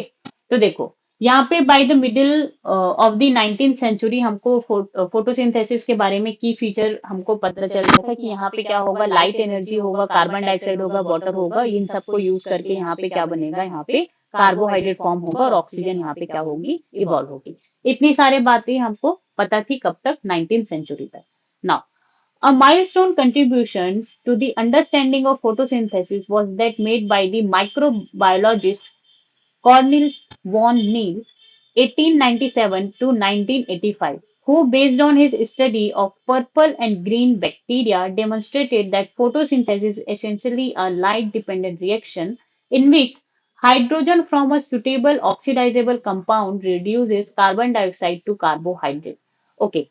तो अब यहाँ पे कौन है, Cornelius van Niel, 1897 to 1985. That is very very important, ये आपको याद रखना. ये कौन थे, माइक्रोबायोलॉजिस्ट थे. माइक्रोबायोलॉजिस्ट का मतलब जो कि जो माइक्रोब्स की स्टडी करता हो उसको हम क्या कहते हैं, माइक्रोबायोलॉजिस्ट. ठीक है. तो यहाँ पे इन्होंने किसके ऊपर स्टडी की, पर्पल एंड ग्रीन बैक्टीरिया पे. और पर्पल एंड ग्रीन बैक्टीरिया पे काम करके इन्होंने बताया कि फोटोसिंथेसिस क्या है, लाइट डिपेंडेंट रिएक्शन है, बिना लाइट के जो है फोटोसिंथेसिस प्रोसेस नहीं हो सकती, जिसमें जो हाइड्रोजन जो होता है, ठीक है, हाइड्रोजन कहाँ से आता है, एक सुटेबल ऑक्सीडाइजेबल कंपाउंड से आता है जो कि कार्बन डाइऑक्साइड को क्या करता है, रिड्यूस करता है कार्बोहाइड्रेट में. तो ये जो H2 ये जो हाइड्रोजन है वो कहाँ से आता है, ऑक्सीडाइजेबल कंपाउंड से, जो कि रिड्यूस कर देता है किसको, कार्बन डाइऑक्साइड को क्या करता है, रिड्यूस करता है. CH2O मतलब कि कार्बोहाइड्रेट में क्या करता है, रिड्यूस करता है. यहां तक बात समझ में आई. देखो ऑक्सीडेशन का मतलब क्या होता है, आपने केमिस्ट्री में पढ़ा होगा. ठीक है. ऑक्सीडेशन का मतलब यहाँ पे आप मान लो रिमूवल ऑफ हाइड्रोजन. ठीक है. अगर कहीं कोई कंपाउंड है उससे हाइड्रोजन रिमूव हो रहा है, इसका मतलब उसका ऑक्सीडेशन स्टेट क्या हो रहा है, इंक्रीज हो रहा है. और रिडक्शन का मतलब यहाँ पे क्या हो रहा है, रिडक्शन का मतलब यहाँ पे क्या होता है, एडिशन ऑफ हाइड्रोजन. इसके आप जो है अलग अलग आप यहाँ पे आपको डेफिनेशंस देखने को मिलती हैं. ठीक है. लेकिन इनका एक डेफिनेशन ये भी होता है ऑक्सीडेशन एंड रिडक्शन का. ऑक्सीडेशन मतलब हाइड्रोजन वहां से हट रहे हैं, रिडक्शन का मतलब हाइड्रोजन वहां पे जुड़ रहा है. जैसे कि ये जो कार्बन डाइऑक्साइड है इसमें क्या है, CO2. अभी क्या फॉर्म हो रहा है यहाँ पे, कार्बोहाइड्रेट, जिसमें आपको यहाँ पे हाइड्रोजन का एडिशन आपको दिखने को मिल रहा है. ठीक है. तो CO2 यहाँ पे क्या हो रहा है, रिड्यूस हो रहा है और रिड्यूस होकर के कार्बोहाइड्रेट बना रहा है. तो I hope you understand the little bit about the oxidation and reduction. Okay. यहाँ तक बात समझ में आई. चलो. तो ये जो वैन नील है 1897 टू 1985, इनके बारे में हम थोड़ा सा डिटेल से पढ़ते हैं, फिर उसके बाद आगे पैराग्राफ को हम रीड करेंगे. ठीक है. तो ये जो वैन नील्स हैं, इनका कंट्रीब्यूशन टू फोटोसिंथेसिस, तो इनका मेन आइडिया यहाँ पे क्या था,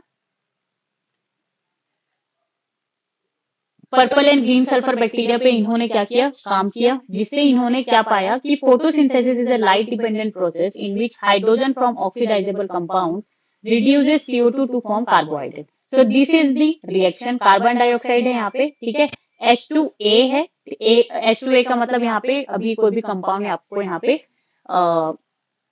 पर्टिकुलर एक कंपाउंड हमने नहीं रखा है, ये जो है H2A जो है यहाँ पे ये क्या हो सकता है, H2A जो है वाटर भी हो सकता है, ठीक है, डिपेंडिंग ऑन द ऑर्गेनिज्म। ये जो है H2S भी हो सकता है। Okay, so it depends on the organism. तो यहाँ पे क्या होगा, क्लोरोफिल एंड लाइट है, ठीक है, यहाँ पे क्लोरोफिल लाइट, क्लोरोफिल का मतलब यहाँ पे कौन है, पिगमेंट, ठीक है। तो अब यहाँ पे जो कार्बन डाइऑक्साइड है ये किस में चेंज हो गया, यहाँ पे कार्बोहाइड्रेट में, और यहाँ पे H2A फॉर्म हो रहा है, और यहाँ पे 2A जो है, यहाँ पे ये जो A है ये यहाँ पे क्या हो रहा है, यहाँ पे रिलीज हो रहा है। So that is the key findings of the Cornelius van Niel's experiment. So here H2A represent as hydrogen donor like H2A and H2S. तो H2A यहाँ पे क्या है, हाइड्रोजन डोनर है, ठीक है, फॉर एग्जाम्पल वाटर और H2S हाइड्रोजन सल्फाइड। तो यहाँ पे ग्रीन प्लांट्स की अगर हम बात करें तो ग्रीन प्लांट्स में हाइड्रोजन डोनर ये जो H2A है वो कौन हो जाता है, H2O हो जाता है, और बाई प्रोडक्ट यहाँ पे क्या होता है, ऑक्सीजन जो है रिलीज होता है। तो यहाँ पे क्या हो गया, 6CO2, okay, 12H2O, chlorophyll light, जिसे C6H12O6 ग्लूकोज यहाँ पे फॉर्म हुआ, एंड 6H2O मॉलिक्यूल तो यहाँ पे रिलीज होगा ही, और साथ ही यहाँ पे ऑक्सीजन जो है यहाँ पे रिलीज हो रहा है। तो इसलिए मैंने इसको ब्लू कलर में क्या किया है, यहाँ पे लिखा हुआ है, ठीक है। सल्फर बैक्टीरिया की अगर हम बात करें, the hydrogen donor is H2H instead of water. तो सल्फर बैक्टीरिया में आपको H2H जो है देखने को मिलता है एज अ हाइड्रोजन डोनर, ठीक है। हाइड्रोजन डोनर का मतलब यहाँ पे क्या है, ये जो हाइड्रोजन है वो कहाँ डोनेट हो रहे हैं, ये जो CO2 है उसको रिड्यूस करना है ना कार्बोहाइड्रेट में। Now no oxygen is release, instead sulphur और सल्फेट इज फॉर्म। तो देखो CO2 है, हाइड्रोजन डोनर के रूप में H2S है, यहाँ पे बैक्टीरिया एंड लाइट होगा, ये जो रिएक्शन है, तो इसमें CH2 यहाँ पे भी ग्लूकोज या कार्बोहाइड्रेट फॉर्म होगा, H2O मॉलिक्यूल यहाँ पे भी रिलीज होगी, लेकिन यहाँ पे आपको या तो बाई प्रोडक्ट के रूप में या तो जो है सल्फर देखने को मिलेगा या फिर सल्फेट आयन देखने को मिलेगा, SO4 2-। तो यहां तक बात समझ में आई, ओके। तो इससे जो है हमारा कंक्लूजन क्या निकला, देखो अब ये जो रिएक्शन है इसके बारे में हम यहाँ पे पढ़ेंगे, फिर लास्ट में कंक्लूजन पढ़ेंगे। In green plants, H2O is the hydrogen donor, okay, and is oxidized to oxygen.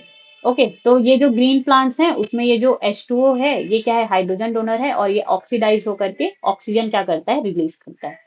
Some organism do not release oxygen during the photosynthesis. तो कुछ ऑर्गेनिज्म ऐसे होते हैं जो फोटोसिंथेसिस का तो प्रोसेस करते हैं लेकिन वो ऑक्सीजन रिलीज नहीं करते हैं।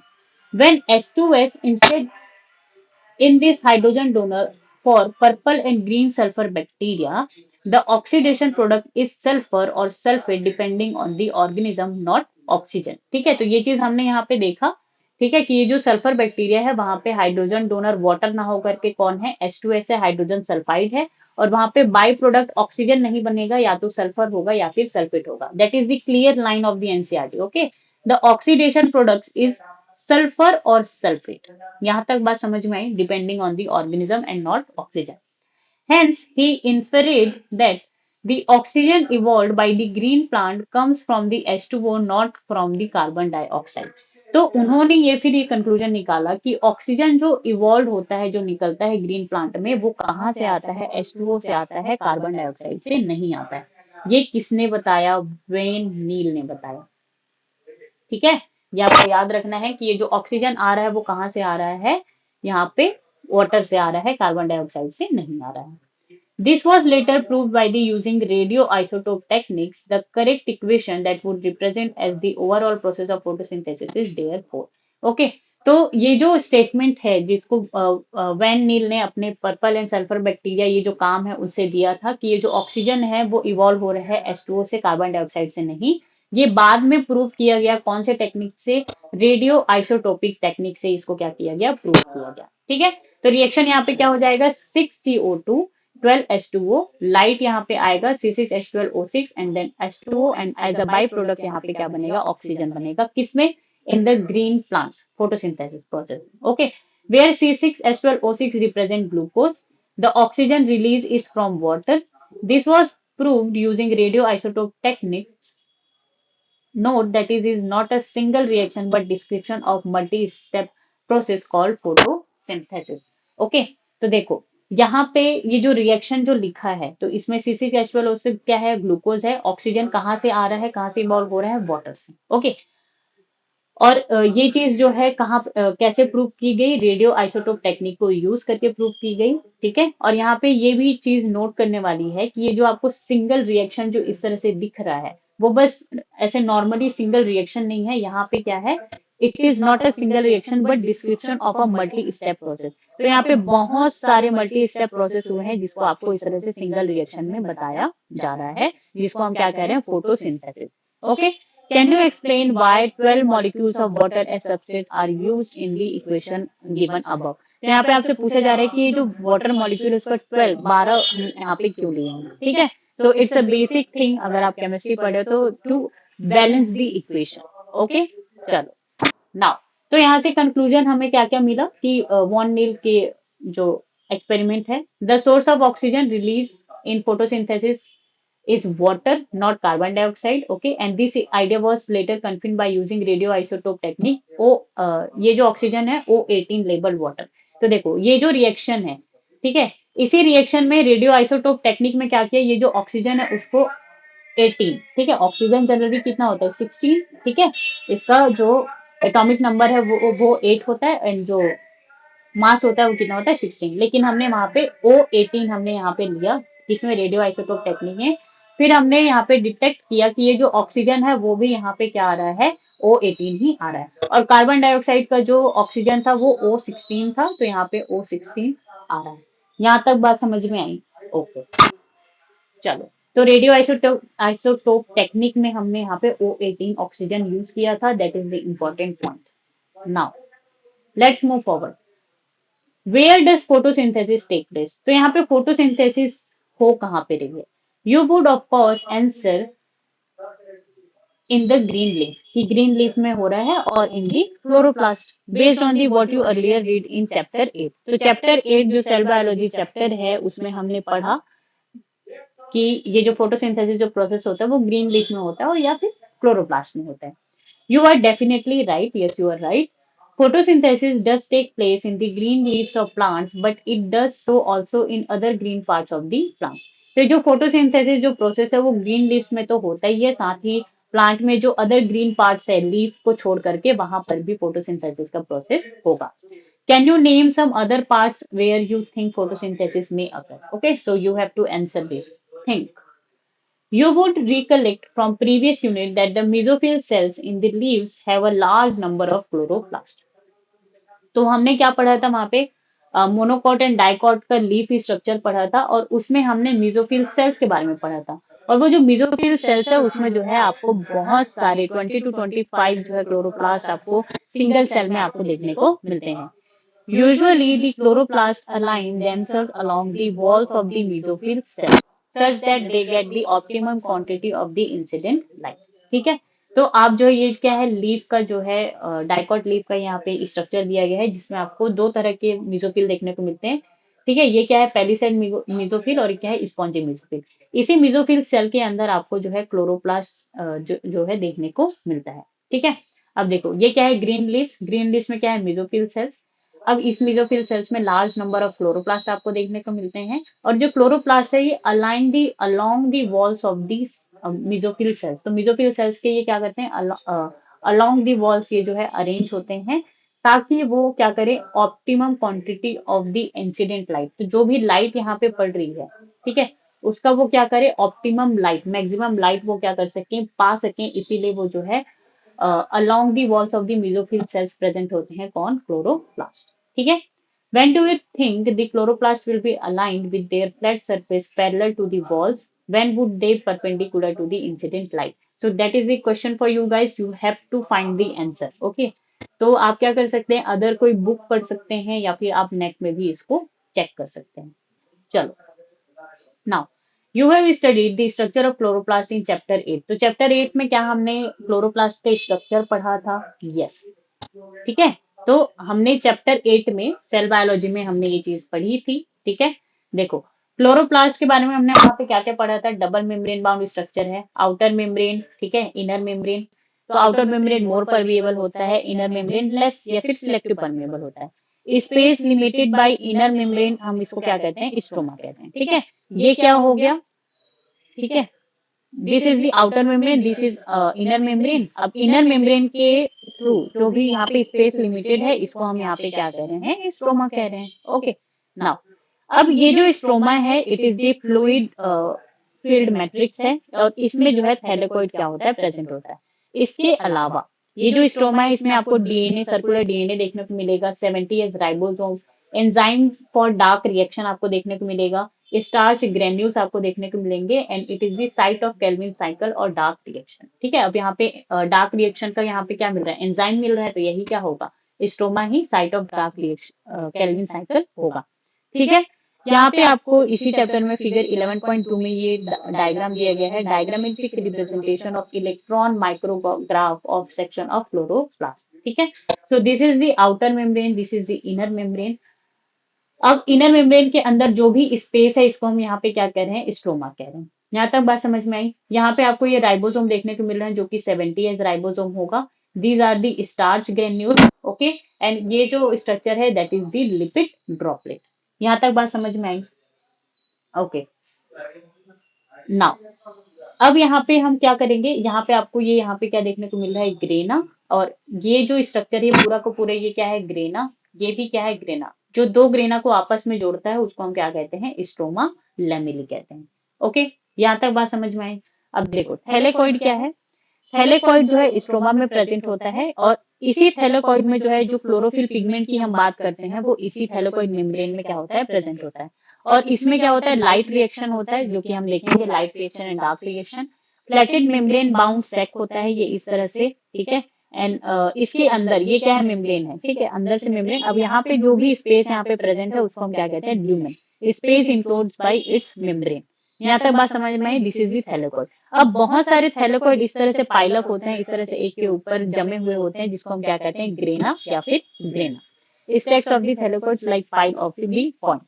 ओके, अब ये जो ग्रेना है, कनेक्टेड बाय स्ट्रोमा लैमेली, तो यहाँ पे जो स्ट्रोमा लैमेली है, इसी को हम और क्या कहते हैं, इंटरग्रेनल लैमेली या फिर इंटरग्रेनल थैलेकॉइड भी हम कहते हैं। तो this is all about the chloroplast. Okay, chloroplast structure. अब यहाँ पे हमने देखा कि थैलेकॉइड में लाइट रिएक्शन हो रहा है, एंड ये जो स्ट्रोमा है उसमें डार्क रिएक्शन हो रहा है। ओके, तो इसी के बारे में हम अभी यहाँ पे क्या करने वाले हैं, पढ़ने वाले। Within the chloroplast, there is a membranous system consisting of grana, the stroma lamella. ठीक है, तो यहाँ पे मेम्ब्रेन सिस्टम कौन है, ये पूरा का पूरा ये जो थैलेकॉइड जो इस तरह से ग्रेना फॉर्म किया हुआ है, और जो दो ग्रेना आपस में जो जुड़े हुए हैं, स्ट्रोमा लैमेली वो। ठीक है, तो ये तीनों जो है किस में आ जाएंगे, मेम्ब्रेन सिस्टम में। तो मेम्ब्रेन सिस्टम में ग्रेना आएगा, ठीक है, दो ग्रेना जो आपस में जिससे जुड़े हुए हैं, वो स्ट्रोमा लैमेली आ जाएगा, और थैलेकॉइड तो उसमें उसके अंदर है ही। तो this is the membranous system. Okay, and the matrix stroma. There is a clear division of labour within the chloroplast. तो क्लोरोप्लास्ट के अंदर आपको क्लियर डिवीजन ऑफ लेबर देखने को मिलेगा। डिवीजन ऑफ लेबर का मतलब है, जैसे ये एक घर है जिसमें जो है 3 लोग रहते हैं, कौन कौन, ए बी सी। तो ये जो ए है, ये क्या करेगा, बाहर जाकर के काम करेगा। बी है क्या करेगा, घर का काम करेगा। और ये जो सी है, वो जो है कोई और काम करेगा। तो ये जो इस तरह से होता है, और ये तीनों जो है आपस में मिलकर के अपना जो है जीवन इस तरह से चलाएंगे। तो ये क्या हो गया, डिवीजन ऑफ लेबर, की आप ये काम करोगे, आप ये काम करोगे, और ये आप ये काम करोगे। ठीक है, so that is the division of labour. तो ये चीज आपको क्लोरोप्लास्ट में भी देखने को मिलती है। Now the membrane system is responsible for the trapping the light energy and also for the synthesis of ATP and NADH।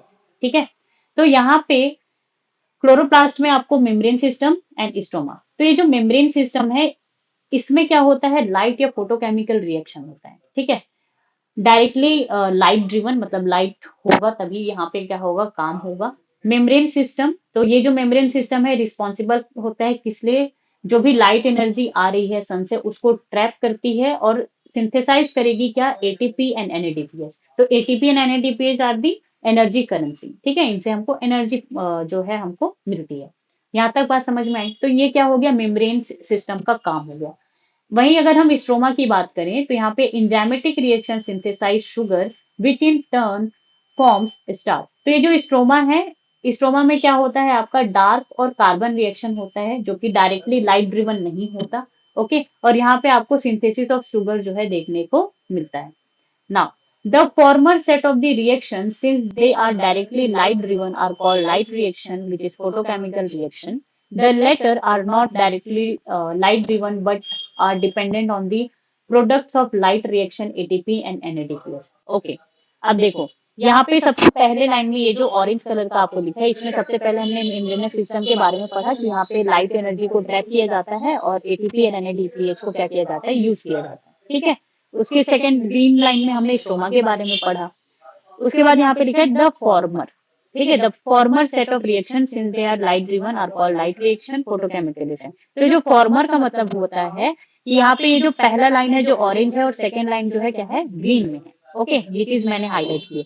तो फॉर्मर मतलब कि ये जो पहले जो लिखी हुई है वो जो लाइन है उसके बारे में अब यहाँ पे बात हो रही है, ये जो मेम्ब्रेनस सिस्टम उसके बारे में बात हो रही है। ठीक है, कि यहाँ पे ये जो फॉर्मर सेट ऑफ जो रिएक्शन है ये डायरेक्टली लाइट ड्रिवन होते हैं। ठीक है, मतलब डायरेक्टली लाइट पे डिपेंडेंट होते हैं, इसीलिए ये क्या होंगे, यहाँ पे इसको हम क्या कहेंगे, लाइट या फिर फोटोकेमिकल रिएक्शन कहेंगे।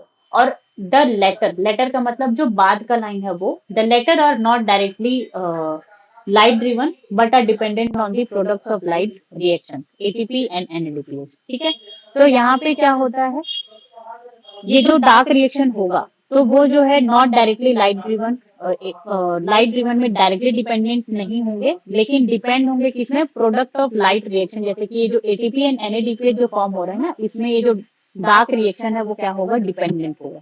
यहाँ तक बात समझ में आई? Okay, hence to distinguish the latter they are called by convention as dark reaction, carbon reaction. However, this should not be constructed to mean that they occur in darkness or that they are not light dependent. Okay, तो यहाँ पे जो stroma में जो भी यहाँ पे क्या हो रहा है, रिएक्शंस हो रही हैं, उसको हम क्या कहेंगे, डार्क रिएक्शन या फिर कार्बन रिएक्शन कहेंगे।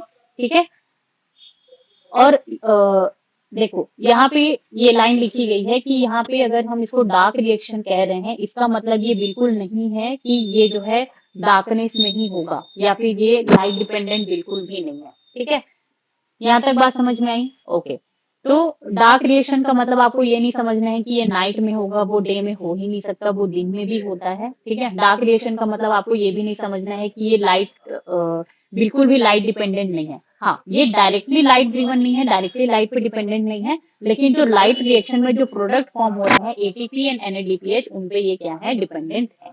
यहाँ तक बात समझ में आई light reaction and dark reaction के बारे में। और ये जो लाइट रिएक्शन है वो मेम्ब्रेन सिस्टम में हो रही है, थैलेकॉइड ग्रेना में हो रही है, और ये जो डार्क रिएक्शन या कार्बन रिएक्शन है वो कहाँ पे होगा, स्ट्रोमा में होगा। यहाँ तक बात समझ में आई? Okay, now how many types of pigments are involve in photosynthesis. ठीक है, अब हम यहाँ पे पिगमेंट्स के बारे में पढ़ेंगे जो कि फोटोसिंथेसिस में क्या होते हैं, इन्वॉल्व होते हैं। Looking at plants, have you ever wondered why and how there are so many shades of green in their leaves. ठीक है, तो जब भी आप जो है प्लांट को अगर आप देखें तो आपको ये जरूर आश्चर्य हुआ होगा कि ये जो लीव्स हैं वो अलग अलग कलर के क्यों है एक ही प्लांट में। ठीक है, different shades of green even in the same plant. We can look for an answer to this question by trying to separate the leaf pigments of any green plant through paper chromatography. ठीक है, तो यहाँ पे जो है ये जो pigments हैं, जो अलग अलग पिगमेंट जो आपको देखने को मिलते हैं किसमें, प्लांट्स में, उनको हम सेपरेट कर सकते हैं बाय यूजिंग पेपर क्रोमेटोग्राफी। ठीक है, तो पेपर, अगर आपसे क्वेश्चन पूछा जाए कि अगर हमको जो प्लांट में जो डिफरेंट डिफरेंट पिगमेंट्स मिलते हैं उनको हमको उन्हें हमें सेपरेट करना है तो वो कौन सी टेक्निक से करें, so answer will be the paper chromatography. Okay, now a chromatography separation of the leaf pigment shows that the color that we see in leaves is not due to the single pigment but due to the four pigments। ठीक है, तो जब आप leaf pigments को इस paper chromatography के through क्या करेंगे, सेपरेट करेंगे।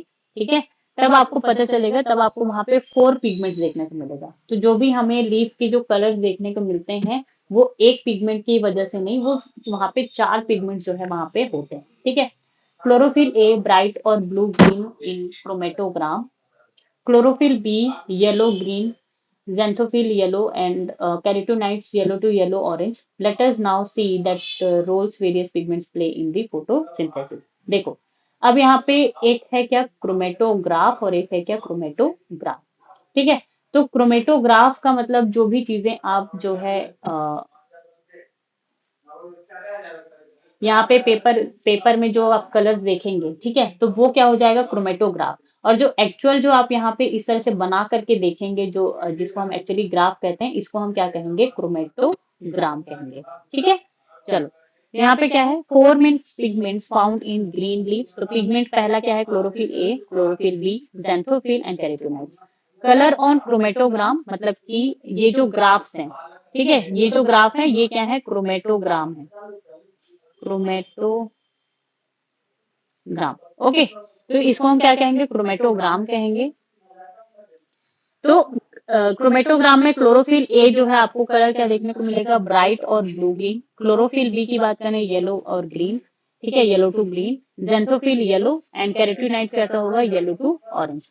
रोल क्या होगा क्लोरोफिल ए का, ठीक है, तो यहाँ पे मेन और chief pigment in photosynthesis chlorophyll A. Chlorophyll B की बात करें तो ये एसेसरी पिगमेंट है, help absorb extra light. xanthophyll भी एसेसरी पिगमेंट है, absorb different light wavelength. Carotenoid protect chlorophyll and extend light absorption range. यहाँ तक बात समझ में आई। तो क्लोरोफिल इज द मेन और chief pigment of the photosynthesis, अगर वो ना हो तो फोटोसिंथेसिस ही ना हो। क्लोरोफिल बी क्या करेगा, यहाँ पे क्लोरोफिल बी, xanthophyll, कैरोटीनॉइड सारे के सारे एसेसरी पिगमेंट्स है, मतलब वो हेल्प करते हैं, ठीक है, फोटोसिंथेसिस में या कलर प्रोवाइड करने में। ओके, और वो एक्स्ट्रा जो लाइट्स हैं उनको क्या करेंगे, वहां पे एब्जॉर्ब करने का काम करेंगे। Now let's move forward. Pigments are the substances that have an ability to absorb light. तो ये जो पिगमेंट्स है, जो फोर टाइप के पिगमेंट्स हमने देखा, तो उनमें ये एबिलिटी होती है लाइट को एब्जॉर्ब करने की, एक specific wavelength. Can you guess which is the most abundant plant pigment in the world? Let us study the graph showing the ability of chlorophyll A pigments to absorb lights of different wavelength. ठीक है, figure 11.3 ए जो है हमको यहाँ पे देखने को बोला जा रहा है। This is the figure 11.3a graph showing the absorption spectrum of chlorophyll A, B and the carotenoids. Of course, you are familiar with the wavelengths of the visible spectrum of light as well as the Vibgyor. तो चलो हम यहाँ पे visible spectrum of light के बारे में हम थोड़ा सा जानते हैं, ठीक है। तो उसके पहले हम function of pigments read कर लेते हैं। Pigments absorb light at a specific wavelength, ठीक है। तो आपको जो है पता होगा कि कोई भी जो लाइट होती है उसका एक स्पेसिफिक वेवलेंथ होती है, ठीक है। लाइट के पास एनर्जी भी होती है, फ्रीक्वेंसी भी होती है, तो ये सारे जो इनके फॉर्मूला भी होते हैं जो कि आप फिजिक्स में पढ़ेंगे। Okay, the absorb light energy is use to drive photosynthesis. और ये जो पिगमेंट्स हैं, ये जो पिगमेंट्स हैं यही क्या करेंगे, लाइट को एब्जॉर्ब करेंगे और जो है फोटोसिंथेसिस जो प्रोसेस है वो होगी। The most abundant pigment in plants and in the biosphere is chlorophyll a. तो यहाँ पे आपको पूछा गया है कि most abundant plant pigment in the world क्या है, तो वो आंसर क्या होगा यहाँ पे, क्लोरोफिल ए। यहाँ तक बात समझ में आई। ओके, चलो अब हम यहाँ पे थोड़ा सा विजिबल लाइट ऑफ स्पेक्ट्रम के बारे में हम क्या करेंगे, यहाँ पे थोड़ा सा देखेंगे, ठीक है। तो ये तो पूरा का पूरा जो है स्पेक्ट्रम है लाइट का, ठीक है। यहाँ पे आपको gamma rays, X rays, UV, infrared, microwave, FM radio, ठीक है, AM and long radio waves आपको जो है यहाँ पे देखने को मिलते हैं। यहाँ तक बात समझ में आई। This is the NCERT image. Okay, I think from the chemistry book I guess. Okay, तो ये चीज आपको याद रखनी है। यहाँ से सिंपल सिंपल क्वेश्चन पूछे जाते हैं, आपको पूछ लिया जाएगा कि ये जो यूवी है उसका वेवलेंथ आप बताइए, ठीक है। जो माइक्रोवेव्स है उनके आप वेवलेंथ का रेंज आप हमें बताओ, इस तरह से। तो एनर्जी इज इक्वल टू क्या होता है, एच सी बाय लैम्डा, ठीक है। ये फॉर्मूला आपको पता होगा। यहाँ पे एनर्जी और लैम्डा का यहाँ पे इनवर्सली प्रोपोर्शनल क्या होता है, यहाँ पे क्या होता है, रिलेशन होता है। अगर वेवलेंथ ज्यादा है किसी लाइट की तो उसकी एनर्जी क्या होगी, कम होगी। अगर वेवलेंथ जो है कम है तो उसकी एनर्जी क्या होगी, ज्यादा होगी। That is a simple math. Okay, अब देखो यहाँ पे इस रेंज में 380 nano okay 380 nanometre to 750 nanometre, अगर आपको दिखाई दे रहा हो तो 750 नैनोमीटर में इस बीच में आपको विजिबल स्पेक्ट्रम जो है देखने को मिलता है, और यहीं पे आता है विबिक्योर, ठीक है। कलर जो है आपको यहाँ पे देखने को मिलते हैं। तो ये क्या हो गया, colour of light, violet, blue, green, yellow, orange and red, ठीक है। वेवलेंथ रेंज ये आपको याद रखनी है, वॉयलेट 380 टू 450, ठीक है, इस तरह से। और मेनली यहाँ पे बायोलॉजी के टर्म्स में बात करूं तो आपको ब्लू 450 टू 495, रेड 620 टू 740। तो ये जो रेंजेस है आपको वैसे तो याद ही होनी चाहिए, फिजिक्स में भी आती है, केमिस्ट्री में भी एंड बायोलॉजी में भी। ओके। एनर्जी लेवल जो है आप इस इनके वेवलेंथ से आप क्या कर सकते हैं, डिसाइड कर सकते हैं, जैसे मैंने आपको बताया। जैसे रेड का यहाँ पे वेवलेंथ क्या है, सबसे ज्यादा है, तो एनर्जी आपको लोवेस्ट यहाँ पे देखने को मिल रही है। ये आप रिलेशन याद रख सकते हैं, ठीक है। अगर वॉयलेट और ब्लू की अगर हम बात करें यहाँ पे, तो यहाँ पे वेवलेंथ क्या है, कम है। यहाँ पे ये जो वेवलेंथ है ये क्या है, कम है, तो एनर्जी आप यहाँ पे देख सकते हैं हाईएस्ट एंड हाई है। तो ये चीज आपको क्या करनी होगी, याद करनी होगी। तो that is the visible spectrum of the light. Okay. अब ब्लू एंड रेड रीजन, तो हमने वहां पे जो एक्सपेरिमेंट्स देखे थे, तो उसमें हमने ये पढ़ा था कि ये जो ब्लू एंड रेड रीजन है उसमें जो है फोटोसिंथेसिस मोस्ट इफेक्टिव होता है, ठीक है। तो जैसे वॉयलेट में मॉडरेट होगा, ब्लू में अगर आप बात करें तो वेरी हाई फोटोसिंथेसिस होगा, मोस्ट इफेक्टिव, ठीक है। ग्रीन में लीस्ट इफेक्टिव होगा, मोस्टली रिफ्लेक्टेड, क्योंकि ग्रीन कलर एब्जॉर्ब हो ही नहीं रहा है। और अगर हम यहाँ पे रेड कलर की बात करें तो वेरी हाई मोस्ट इफेक्टिव यहाँ पे फोटोसिंथेसिस होगा। यहाँ तक बात समझ में आई। तो ब्लू एंड रेड का आपको वेवलेंथ याद होना चाहिए, ठीक है। और ये जो है मैक्सिमम फोटोसिंथेसिस जो है यही इसी रीजन में होती है, ये याद होना चाहिए। यहाँ तक बात समझ में आई। नाउ अब हम यहाँ पे क्या करेंगे, आगे बढ़ेंगे। Okay. From figure 11.3a, can you determine the wavelength colour of light at which chlorophyll A shows the maximum absorption? Does it show another absorption peak at any other wavelength too? If yes, which one? Okay. अब यहाँ से आपसे पूछा गया है question 11.3a में, graph showing the absorption spectrum of chlorophyll A, B and the carotenoids. तो देखो यहाँ पे ये जो क्रोमेटोग्राम है, ठीक है, ये क्या है, क्रोमेटोग्राम है। तो यहाँ पे आपको इस तरह से क्या दिया गया है, इधर वेवलेंथ दी गई है लाइट्स की 400, 500, 600, 700, इस तरह से, ठीक है। और यहाँ पे आपको क्या दिया गया है, ग्राफ दिया गया है। हम एक ही बात करेंगे, इधर आपको दिया गया है absorbance of light by chloroplast pigment. तो क्लोरोप्लास्ट पिगमेंट में कौन कौन आते हैं, chlorophyll A, carotenoids, chlorophyll B, xanthophyll, ठीक है। तो यहाँ पे आपको एब्जॉर्प्शन दिया गया है लाइट का। तो यहाँ पे क्लोरोफिल ए की अगर हम देखें तो यहाँ पे ये क्या है, 400, 500, 600 एंड 700, ठीक है। तो क्लोरोफिल ए कौन सा है, ये जो ब्राइट ब्लू कलर का आपको जो देखने को मिल रहा है, ये क्या है, क्लोरोफिल ए। तो इसके पीक की अगर हम बात करें तो 400 के बाद यहाँ पे अराउंड 430 के अराउंड आपको यहाँ पे एक जो है यहाँ पे पीक देखने को मिलेगा। फिर उसके बाद आपको ये जो पीक है वो नीचे गिरते हुए जाएगी। फिर यहाँ पे आपको सेकेंड पीक भी देखने को मिलेगा अराउंड, यहाँ पे आप मान लो 660 और 680 के बीच में, ठीक है। ये आपको सेकेंड पीक देखने को मिल रहा है। तो यहाँ पे आपसे पूछा गया कि अगर आप 11.3a देखें तो can you determine the wavelength of colour of light at which chlorophyll A shows maximum absorption? Does it show another peak at any other wavelengths too? ठीक है। तो यहाँ पे आपको दो पीक जो है आपको देखने को मिल रहा है। ओके। और यहाँ पे अगर आप इसमें देखें एब्जॉर्प्शन स्पेक्ट्रम में, तो chlorophyll A absorb blue 430 nanometre and red 662 nanometre light most strongly. तो आप जो है यहाँ पे जो है लिख सकते हैं इस चीज को, ठीक है। चलो नेक्स्ट अगर हम पढ़ें आगे, now look at figure 11.3b showing the wavelength at which maximum photosynthesis occur in plants. अब देखो अगर हम नेक्स्ट देखें तो यहाँ पे अगेन ये इधर वेवलेंथ ऑफ लाइट है 400, 500, 600 एंड 700।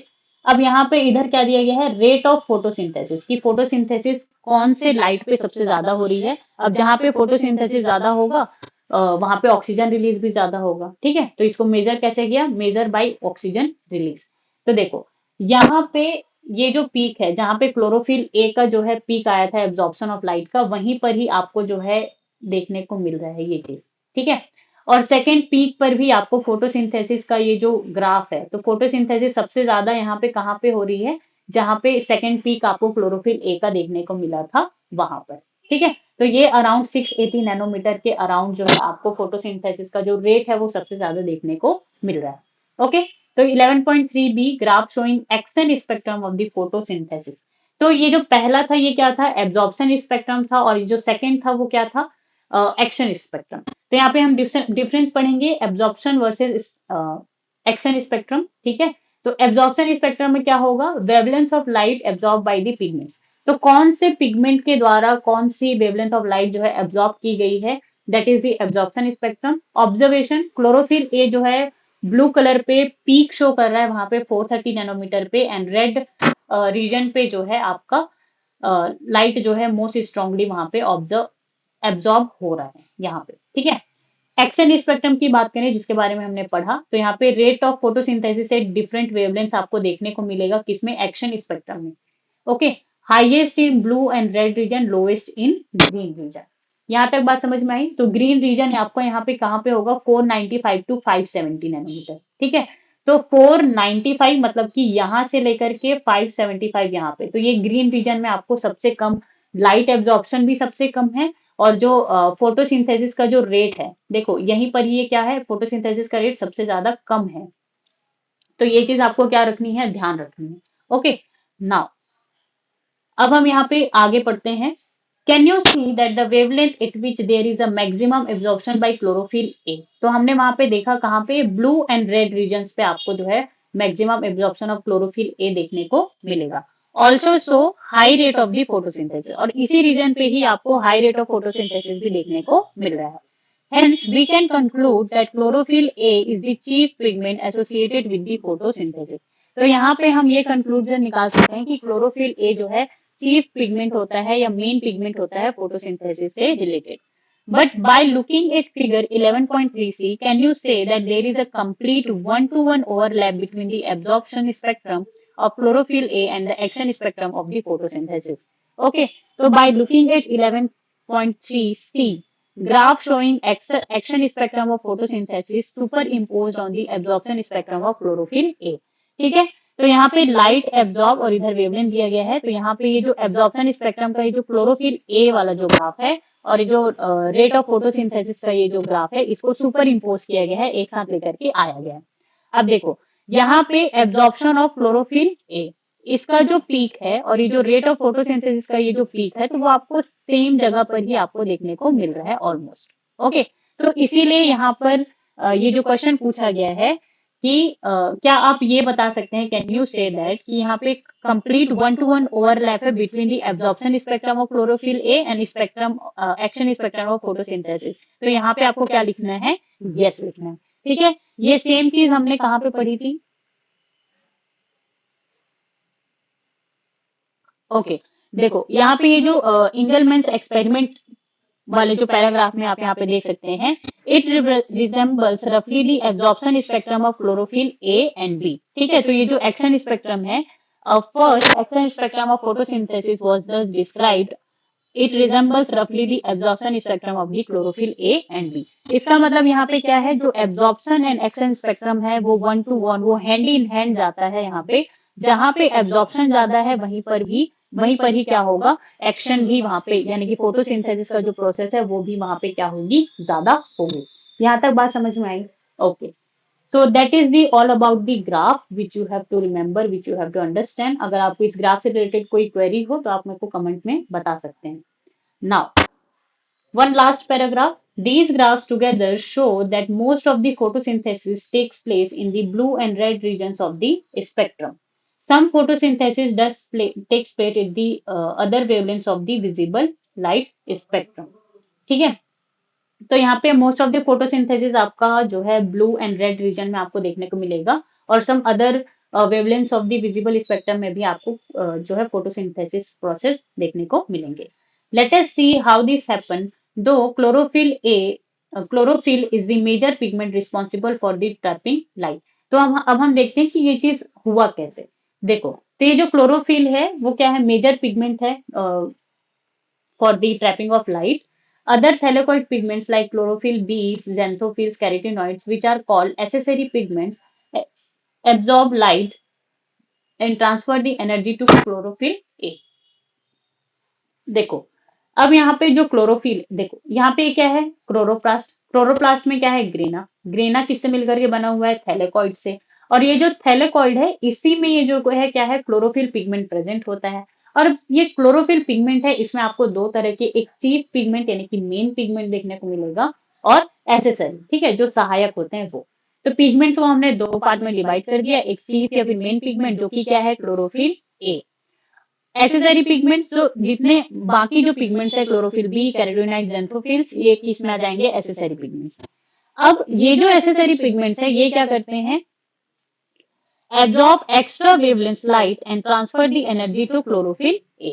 अब देखो ये जो चीफ या फिर मेन पिगमेंट है ये तो क्या करता है, एक पर्टिकुलर वेवलेंथ पे क्या करेगा, पर्टिकुलर वेवलेंथ पे जो है लाइट को क्या करेगा, एब्जॉर्ब करेगा। ठीक है, एब्जॉर्ब करेगा, फिर वो एक्साइट होकर के इलेक्ट्रॉन को क्या करेगा, ट्रांसपोर्ट करेगा। ठीक है, ये चीज हम कल के लेक्चर में देखेंगे। ओके, लेकिन यहाँ पे ये जो एसेसरी पिगमेंट्स है वो क्या करते हैं, वो जो एक्स्ट्रा, अब ये जो क्लोरोफिल है ये क्या कर रहा है, ब्लू एंड रेड रीजन, ठीक है, ब्लू एंड रेड रीजन वाले जो वेवलेंथ है उन्हीं को क्या कर रहा है, एब्जॉर्ब कर रहा है। अब बाकी जो लाइट के जो स्पेक्ट्रम है, विजिबल स्पेक्ट्रम के बाकी जो लाइट है उनको कौन एब्जॉर्ब करेगा, उनको ये जो अदर एसेसरी पिगमेंट्स है वो एब्जॉर्ब करेंगे और उस एनर्जी को अल्टीमेटली ट्रांसफर किसको कर देंगे, क्लोरोफिल ए को ही क्या करेंगे, वो ट्रांसफर करेंगे। ठीक है, और इनका और एक काम क्या रहता है, protect chlorophyll A from the photo oxidation. ठीक है, यहाँ पे लिखा है Indeed they not only enable a wider range of wavelength of incoming light to be utilized for photosynthesis but also protect chlorophyll A from the photo oxidation। ठीक है, तो ये जो एसेसरी पिगमेंट्स है ये वाइड रेंज, बाकी जो light energy आ रही है उसको वेस्ट होने नहीं देती है, उसको भी वो एब्जॉर्ब करके क्लोरोफिल ए को दे देती है और साथ ही साथ ये क्या करती है, क्लोरोफिल ए को फोटो ऑक्सीडेशन से बचाती है। अब ये फोटो ऑक्सीडेशन क्या होता है, फोटो ऑक्सीडेशन होता है damage cause by the excess light energy. अब यहाँ पे जो एक्सेस लाइट एनर्जी जो है सन से आ रही होती है उससे क्या होता है, ये जो क्लोरोफिल ए है जो चीफ या मेन पिगमेंट है फोटोसिंथेसिस के लिए, वो वहां पे क्या हो सकता है, डैमेज हो सकता है। तो उस डैमेज को कौन बचाता है, यहाँ पे जो एसेसरी पिगमेंट्स है क्लोरोफिल बी, कैरोटीनॉइड, ज़ैंथोफिल्स हैं वो। तो इनका काम क्या है, वाइडर रेंज ऑफ वेवलेंथ को एब्जॉर्ब करके क्लोरोफिल ए को ट्रांसफर करना और फोटो ऑक्सीडेशन से क्लोरोफिल ए को बचाना। ओके, यहाँ तक बात समझ में आई। So that is all about the experiments of the photosynthesis. Okay, early experiments of the photosynthesis and the pigments of the photosynthesis। Okay, so that is the very important part which we have completed। Okay, and thank you so much guys for the watching. अगर आपको video अच्छी लगी हो तो like, comment, share and subscribe the channel. Okay, and अगर आपको कोई भी डाउट हो तो आप मुझे क्वेश्चन में कमेंट सेक्शन में पूछ सकते हैं, मैं जरूर से रिस्पॉन्ड करूंगी।